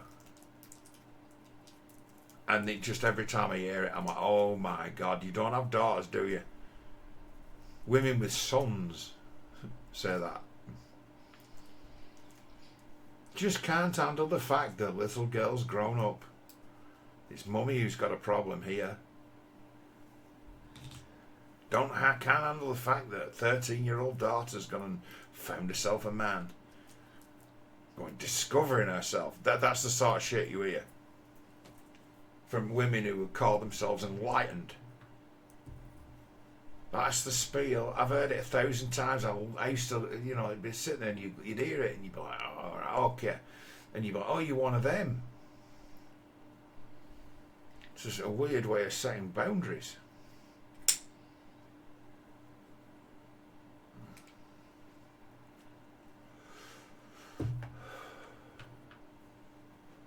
It's like we've created a benefit of the doubt culture that suddenly changed and became one of, a benefit of the doubt, that's me being cynical, a trust-based society. And created over a couple of generations a fucking army of rogues who were disenfranchised and alienated and have looked to take the world on as if the world's got it in for them. And do whatever they need to do to survive. Who are not above breaking the law. That's what we got.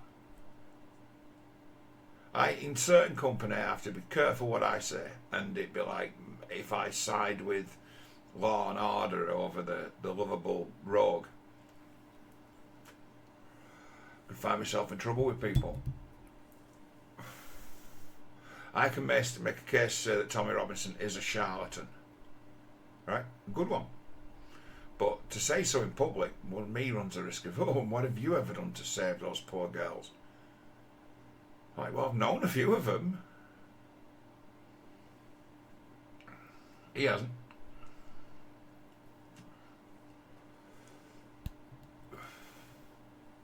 It's like I've witnessed as to what this town's done to people over a long enough period of time as to where in the past it stays with me and I'm still with it because it deeply affects me.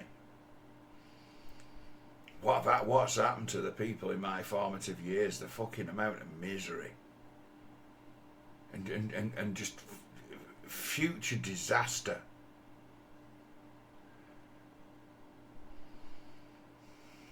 But the little circles of people you move in, it's like you can suss out. I know, looking at them, the ones who, just talking to them, knowing them over a period of time, I know the ones who were and weren't abused. And the ones who were abused, I know how they were abused.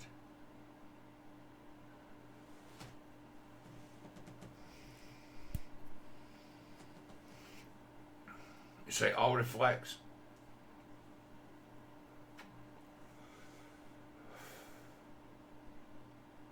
Everywhere. And it'd be a matter of the general dishonesty when people ask questions, everything alright and stuff like that. Meaningless exchanges of fucking word. As to where you've got people now who've had fucked up things happen to them who need to, in essence, talk about it, who haven't even got the language to express what's going wrong.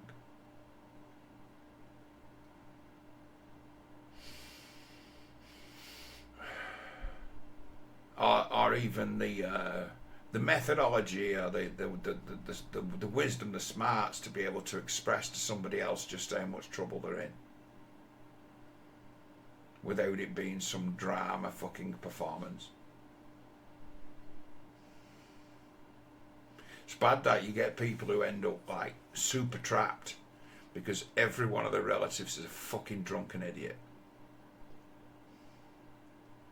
They're in trouble and they need help, but the people they go to for it are more likely to side against them than with them. It's like, who needs enemies when you've got relatives, shit relatives, who've got no sympathy for you? That be a thing? You get people who are all so vulnerable in this world who are more frightened of their families than they are of, or their parents, than they are of the world. They get in a lot of trouble because they have the appearance of being fearless, but when it comes to the crunch, they ain't shit.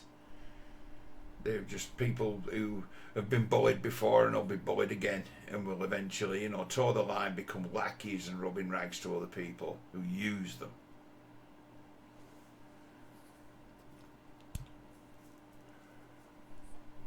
It's like I've seen so many die young. People I've known die young, as to where I'm not probably going to be in the world for a long time. But I've outlived a hell of a lot of people who came up with me.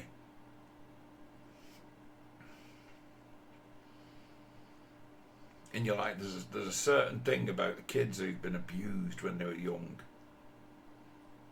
as to where it never goes away, and it always, in its way, comes out in the wash. There's a tragedy way.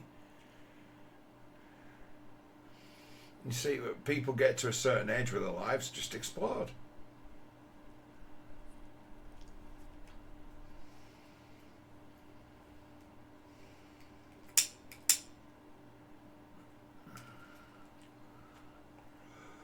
And the person who sent them down the crooked path to fucking misery did it for the thrill of doing it when they were doing it, and then did the best to forget about it.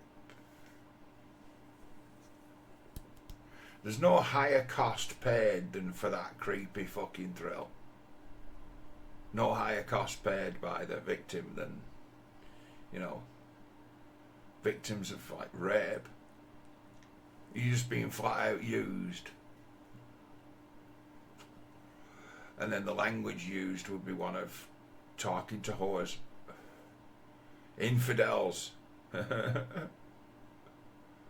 It's fucking terrible. It's like, this is the fucking, human beings are despicable, fucking horrible, degenerate cunts. And it's like, if you make it so that certain things they do are just off topic, taboo, and when things like that happen and you don't know what to do about it and you can't fucking handle yourself, well, let's just keep it quiet, shall we? Because the repercussions of this, imagine what happened if his wife found out. As to where people think they're doing the right thing by fucking putting a lid on something, as to say, well, we'll just keep this between you and me.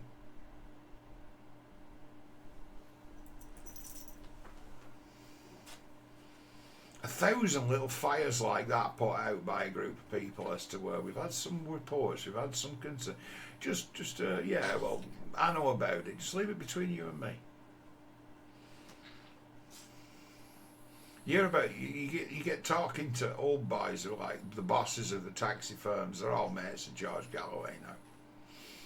Get talking to them, and they're like, we've been on at the council for decades about the fact that the vetting process for people who want to be taxi drivers in this town is a complete fucking disgrace. And it's like, there's so many bad apples. It's like, we're the ones who are the most dead set against it. And it's like, people have to ring us back. We have to get regulars. People have to trust us for us to have business. And these one or two people who are running prostitutes around, in themselves being like drug runners while they're doing the job. Others who are, you get kids in, you see terrible things around here of just young girls who'll be stood out in the street in the middle of the night, and they're just actually just waiting to be picked up by one person or another. And it's like, kind of life are you leading, where you stood out at fucking 2 o'clock in the morning waiting to be picked up? What kind of life are you? You see some desperate shit, and you see some people who are in the business of being taxi drivers in Rochdale who are preying upon them because no one's protecting you at this moment in time. And they've been themselves on at the council to say, this is bad for business. Can we do something about this? And it's like, the whole thing breaks out in Rochdale and is a thing and a story. But as far as I can see it, as to the line of logic amongst the sort of rise of a sort of rampant market for prostitutes in Rochdale, it would stem back to, like, I got talking to some women about it who were older than me, and they're like, women's shelters. that used to be in the district of around the train station, as to where these women's shelter places were just absolute hive hotbeds for prostitution. And in the end, that district became known for that, as to where it's almost Rochdale's red light district. As to where that's the area where one would expect to go to pick up what is essentially an escaped lunatic patient that's gone out the fucking unit, dressed themselves up, and is a matter of, what is there out there to earn? And it'd be a desperate situation as to where the thing that's not being put together with that prostitution thing is a matter of these women are mentally disturbed to start with, and it'd be a matter of the areas in which sort of damaged, like brain damaged in some regards, women sort of find their way into the world and congregate. Be a matter of they're the ones who get picked off. They're the ones who end up in the game of the low end of life. Say there was a mate of mine who's on the same wavelength as me over, how bad things are. And he was telling me about someone I went to school with, who I knew from school. But he's like, there's things about her you don't know. From when you were at school with her.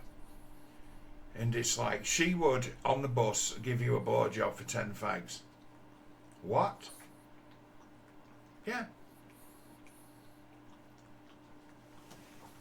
And it's like, you think about it for a minute, like, well, no, if you'd have known back then, would you have given her 10 fags for a blowjob? And it's like, until this moment, I'd never even considered that was something that fucking happened in real life. You hear about it, but it's a matter of when someone puts a name to it and you understand someone being like, ooh, a bit.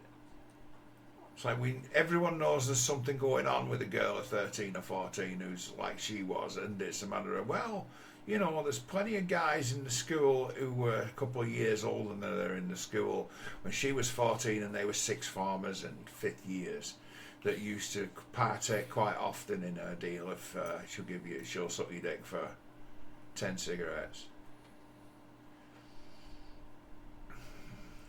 And it's like, he talks about this person and he's like, last I saw her, she's like on a mobility scooter and she's got a couple of carers walking around with her. And it's like, she's not just been passed around. They've got her into drugs and she's been a prostitute and an addict for 20 years until it's a matter of now sort of every system's broken down and she's at the end of her life. She's about 52 or something and just a broken down old woman in a mobility scooter with a couple of carers.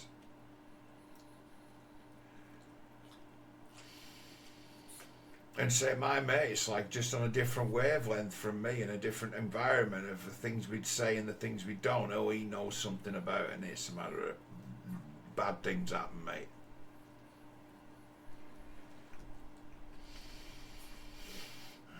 There's things I were aware of that kids were doing at school that the teachers fucking definitely knew about because they'd only have to have looked out a window as to where nobody said nothing.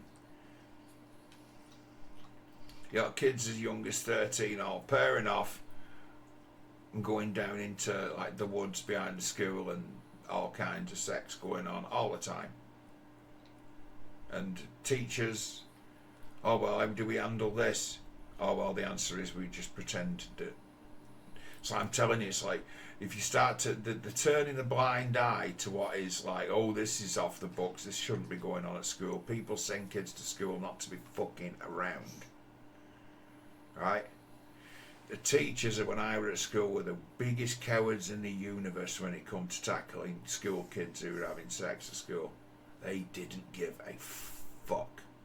They were completely blank on it, and they knew what were going on. Everyone always got found out. The kids knew. Everyone knew. and the teachers would just pretend like it was something that was none of their business when it was absolutely their business when that sort of shit's going on in school time. But they didn't give a fuck. And it's on the lookout as well when people start turning up in cars at the other side of the road across from school. They pretend they don't see that either.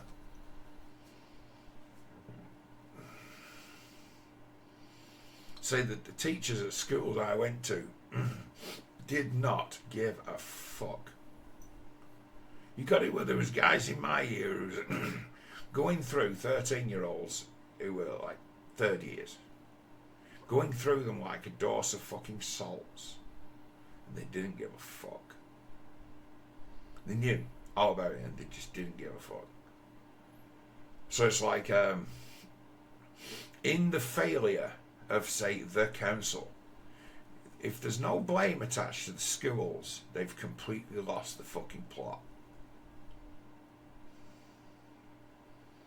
My way, you know, as to how it's played out as the way I've seen things go, it'd be a matter of St. Cuthbert's School when I went there, everyone was fucking everyone except for me.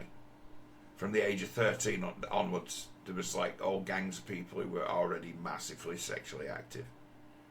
Just everywhere, all over the place. And it's that sexual activity with the schoolmates that then leads to sexual activity with all the people. That's where it's out of control. It's the schools. You're going to be groomed in the schools by other kids.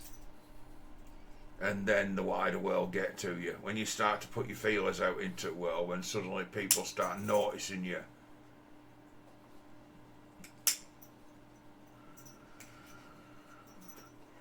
That's when you end up in the grip of pimps, predators, criminals. That's when you're at your most vulnerable.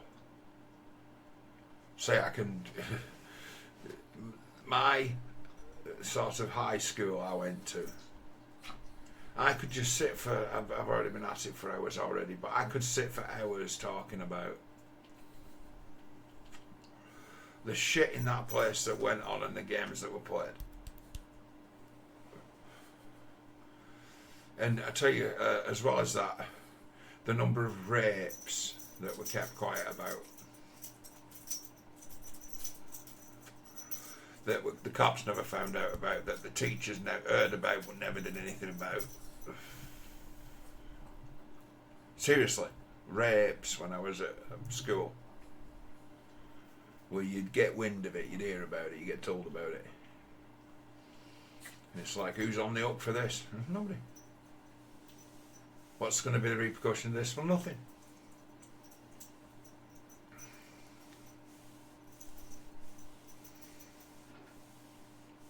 It's like they just ignored all of it. They pretend like it's not a thing, and they still pretend like it's not a thing. Where I'd say from my experience, the experimentation of like mixed education is absolute failure and disaster. Just absolutely a joke. It's like there's been to simplify it and not to try to not to destroy it. It's like there's been a massive effort from the old boomer generation to turn my generation into a bunch of perverts, to better reflect themselves, make them feel less guilty for being fucking degenerates. We have to be pervs too. Turn us into perverts.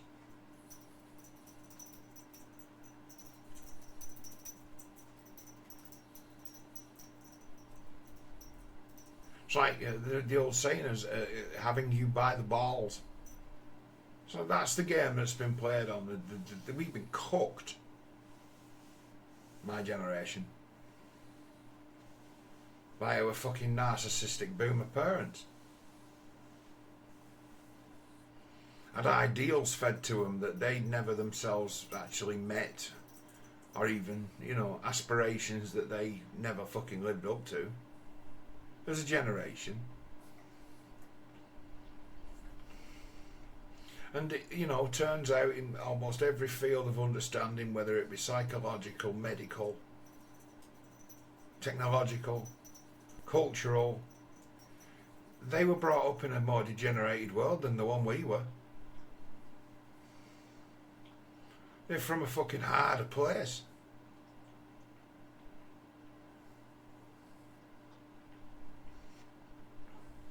Shit, the world we live in now, we understand human beings. I know I understand human beings pretty well. It's like, I think our ancestors did too, but I think they had those who've been in power have had the wrong end of the stick about so much for so long.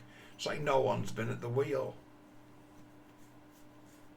No one there to say, no, you've gone a bit too far there. No one who now can look down the road and see the repercussions of what goes on today. And it's like, I think you get to my age and you see a few people who were kids like you who ended up in far even worse places than I've ended up. It's like having seen a lot of football. It's like you've seen players come and go, and you've seen their entire careers from start to finish, and you see, when you've seen enough of them, you see the patterns emerge of what was once being what is now. And it's like, oh my God, the downward spiral that you managed to find that was almost the easiest option. So many fucking guys I know it's not that they've become disillusioned, it's because that the wives have become disillusioned with their lot in life and decided that the problem be the husband. I see one of the great dumbass miscalculations made by women is not understanding their own worth, and that be their own self-esteem being busted up, and nothing that the kids or the father could ever hope to fucking mend or somehow detect. And, you know, mother gets miserable, mother starts feeling put upon, and then the next thing you know, you're hearing about divorce where someone's found an excuse as to where, and you see, it's the thing, it's kind of my thing. It's like I've never been married, I've never even considered the notion of it, never been didn't generally have that many. See, the difference between me and guys who are my peers is that when they were offered sex by strangers in creepy places, they said yes, and I said no. That's the only difference between me and Mr. fucking heartbroken divorcee, don't get to see my kids, is that when offered, like, would you like to have sex? I just, like, I find it rather crass and embarrassing, and I always just turn it down without thinking. Like, absolutely not. But they say there's mates of mine my age who are in worse situations in life than I am. I put it as by way of, are they happy, you know? How content are they? How in control are they? And be sat next to the person who gave me the proposition and say, well, I will, and disappear off out the door with their best mate's wife. It's the only difference between me and Mr. fucking heartbroken, marriage in pieces, divorce gone, whipped all those hours. It's the only difference between me and them is that I wasn't. I've had, basically in my lifetime, I've had women throw themselves at me, which has happened probably about half a dozen times, and I've usually turned them down. And turning them down hurts them so badly. Usually they don't particularly like you again in the future, because it's a matter of they're not used to being turned down. So in embarrassing, you see, you embarrass women when you turn them down. It's like the difference between me and someone who's got kids that they don't see anymore, and a broken marriage and a strained relationship with someone who they have got mixed feelings about, is that I've turned them down when they've just been crazy people who threw themselves at me. Because that's the thing. It's like I've known plenty of mates and peers of mine. And say there's I remember one guy who sort of charmed is the way I talked. This very drunken, so I think she was a nurse, back to a New Year's party, and he had no fucking idea who she was. He just liked the look of her, and she was pissed off. And he had literally no idea who she was. She was someone, she was looking nice, and everyone's all drunk. He really dragged her back to a very late New Year's party. And I'm like, he's like, oh, she's so beautiful, I love her. And she was like sleeping on the couch, and he's on the couch next to her, and he's like, just gently caressing her face, and he's like, this guy's like falling in totally in love with her, and he's really barely ever exchanged a word. And he is in his way a bit soft like that. And it's like, he ended up married to her, and he ended up having like the worst fucking marriage, worst result, worst outcome, turned out to be an absolute fucking maniac. And right from the start, when he actually eventually got some words out of her, she was horrible. But he'd already decided, oh no, she's the one for me, I'm totally in love with her. Took himself on a fucking nightmare ride. And it'd be a matter of he decided, oh, she's the one, I'm there when this was a day of days, this. Fucking hell, that was a party as to a memorable for me, very memorable in some regards, because someone had bought a great big bottle of rather expensive absinthe, which was something that was in style at the time, and I was the only one who liked it, so I drank it all. So I'm on absinthe, that's fun actually, that, because I think the fact that I can remember almost every element of that, like very late party, is probably down to the absinthe. I'm thinking, right, that's what that stuff's really good for. It's like, you will remember what happened. When everyone else is absolutely shit-faced and can't remember anything that happened, you will remember what happened. So it's like, bottle of absinthe into a job, I'm like, what the fuck is going on here? That was the first thing that happened on that night that was untoward. Before the absinthe was, there was these guys, this gang, when the other time was they got into kind of what we used to call toy fighting, right? It's fighting at full speed, but you don't follow through with the punches, but it's a matter of it. They used to do it on each other. No one would really get hurt, but they'd get as far as wrestling.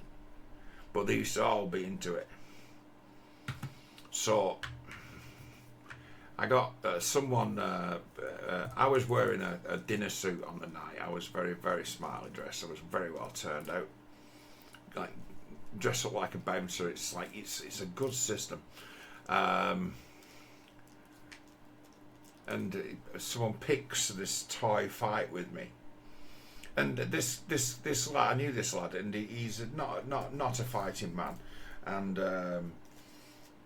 it's like, well, I was for a long time, so getting to a toy fight with me, I've very softly hit him about 13 or 14 times. Knowing, in essence, knowing how to fight someone, to toy fight him. So in essence, in a way that didn't hurt him or leave a mark, bamboozled him and made him dizzy and had him fall backwards into a cooker and smash it to fuck. Basically, I worked his balance by just touch punching him. Just made him dizzy and knocked him off his and he fell into a cooker, and it was a glass door, and it was hot. There was something in the oven being cooked. Because it was hot, it actually just shattered, and it's like, fuck. I was round the next day with a cheque for £200 for his cooker. Turned up next day, with a cheque for £200. I'm like, sorry, I broke your cooker. It was the least I can do is Probably more expensive than 200 quid to replace, actually. That's what I gave him.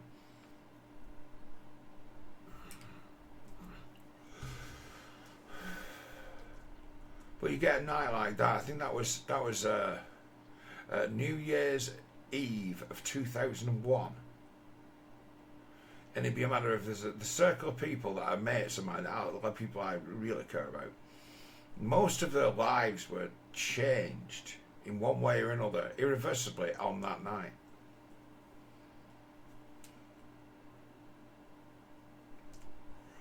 By one coming together or incident or another.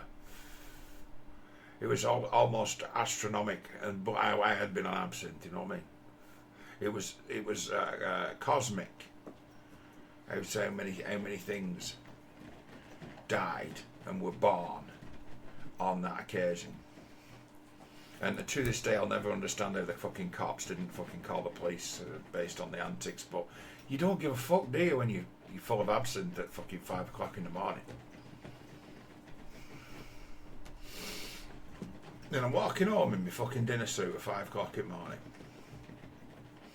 And I see this woman who's walking a dog on a common who's just got up in the morning because, you know, she gets up early. She's up at 5 o'clock in the morning and I'm walking home. And I have this profound conversation with her about what the future might hold. This is a momentous 2001. It's been set off in the future as the distant future for a long time, and now we've arrived here. What beholds for us? I had this massively profound conversation with an old woman, just larruped, just full of absinthe and fucking stoned. I'm like, in my dinner suit, smoking a joint, saying, pretty much, is this the end? Is this the end of the good times? Is this the end of the pie? And it's like 9 months later we get 9/11, and you're like, you get 6 months later, and the doctors are telling me you've got serious health problems. It's like I put a curse on myself. It's like on that empty, snowbound Cronkeshaw Common, it's like God was listening to my prediction. And it's like, you're more right than you think, sir. Things are never going to be the same for you again, and things are never going to be the same for just about everybody else. It's like demons that are not in the world at the moment, like fucking racism, Islamophobia. It's like we're going to get all that back. We're going to take a massive backward step. The cultural change that your generation, your education was supposed to bring into the world is going to be actually undone real quick. That's what was coming. It's like we're moving back. That 9/11 being where it starts as to where suddenly the things that we say have become a bit of a problem for some people. And the internet rising up at around the same time.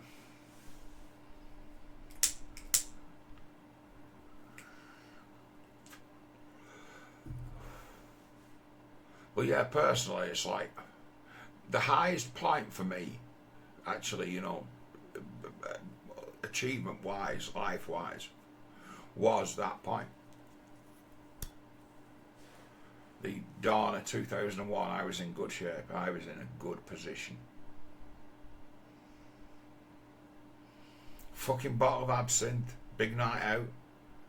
Fucking lifelong friendships destroyed on that day. Between friends who were be together like brothers, fall out over a woman. Repercussions of that still felt amongst that group of people. Everyone mourns for the loss, the death.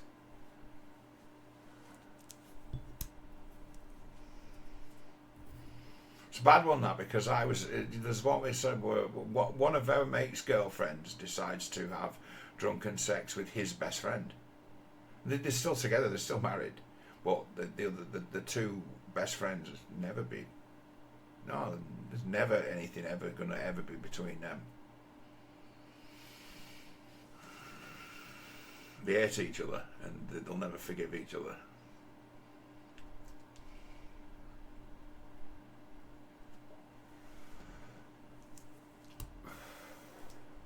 And it's like, I did actually attempt to stop this. I should have done more. It's like I should have fucking gone to violence to stop that happening. I should have saved one, because it's like basically it's like she threw down on him the, do you want to fuck me? And he just instantly betrayed his mate in the face of ooh, and he's going for it. So as the situation emerges, I'm like, hey, hang on a fucking minute. Would you like to just take a minute to realise what you're fucking doing here? You're about to cheat on, you're about to fuck your best mate over. I've been the guy who's done that on a lot of occasions in life. Said to people like, are you seriously going to fuck her? You'd be surprised how often I've failed to convince someone not to sleep with a best friend's wife. You will be amazed at the number of times I've attempted and failed at that. So don't do it. Or you've got a mate who's very attracted and interested in someone, and then this person who's interested, your mate's interested in, takes an interest in you, and you're like, no, I'm not going to do that to my mate if I was to like jump in, because it would destroy my mate. I ain't doing that. But the number of people who, yeah, I'm in. Yeah, I'm in for that. And they'll say all's fair in love and war, but they'll like crush the mate.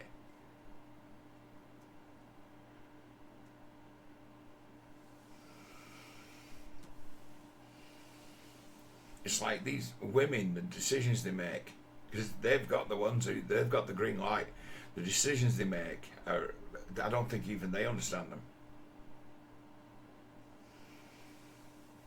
Just do what they want. And it's like men who can say no to women are few and far between. I am one of them. I'm a man who can say no to women. So no, what are you going to do? No, what are you going to do? No. But there are many who can't. And I'd say that is the biggest weakness that a man can have, that he can just be simply beguiled by a woman who just comes onto him and says, do you want to fuck me? It's like that's the biggest weakness that men have. And it's like there are those who will just say, well, yeah. And there are those who'll say, no, what the fuck's going on? This is a creepy, psychosexual, crazy thing that is not going to lead to anything decent. If you can make that distinction, you've got the ability to tell women no. It's an amazing superpower you've got, because most people just haven't got it. But it's a massive thing that people actually downplay, just how much power young women can have over any men. Power, you know, if they're in it for themselves, if they're looking out for their own ends. It's like it might seem counterintuitive, but when the 14-year-old girl's in a relationship with the 25-year-old guy, it's the 14-year-old girl who's calling the shots. She's the one who's got the power. And people can't imagine that there's a dynamic like that exists.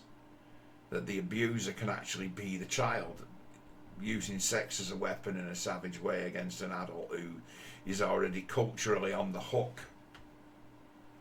So it's like this activity is in every way a disaster.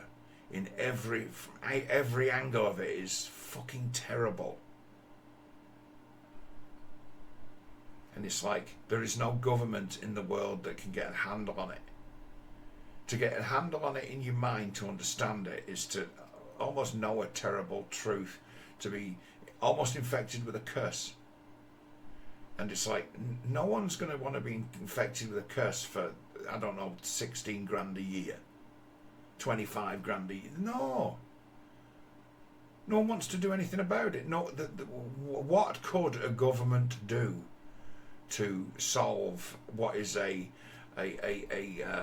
collapse in morality and an unlearning of the notion of common sense? and learning, and people are losing the ability to look out for themselves properly. It's like, who do you vote for to fix that?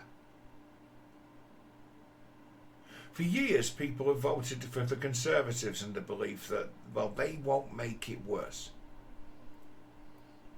That's why they vote for them.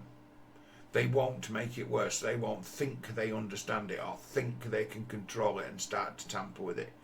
Because these are the mistakes that Labour have made in the past that have made it as to so we have got alienated populations.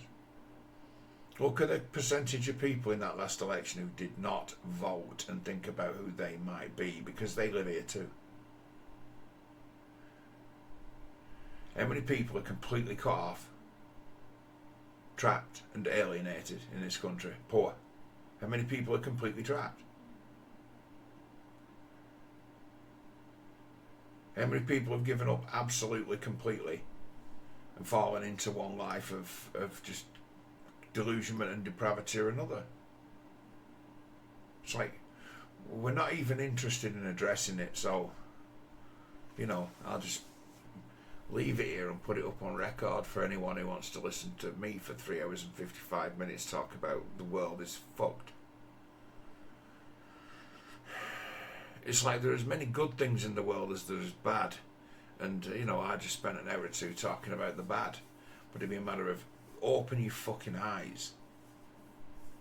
There is no political solution. And those who make political gain from pointing to symptoms and saying, we'll address this, like no, there's no political force in the world that could come along and save the country from its wicked individuals, or its culture that just has bred them. Didn't mean to, but did.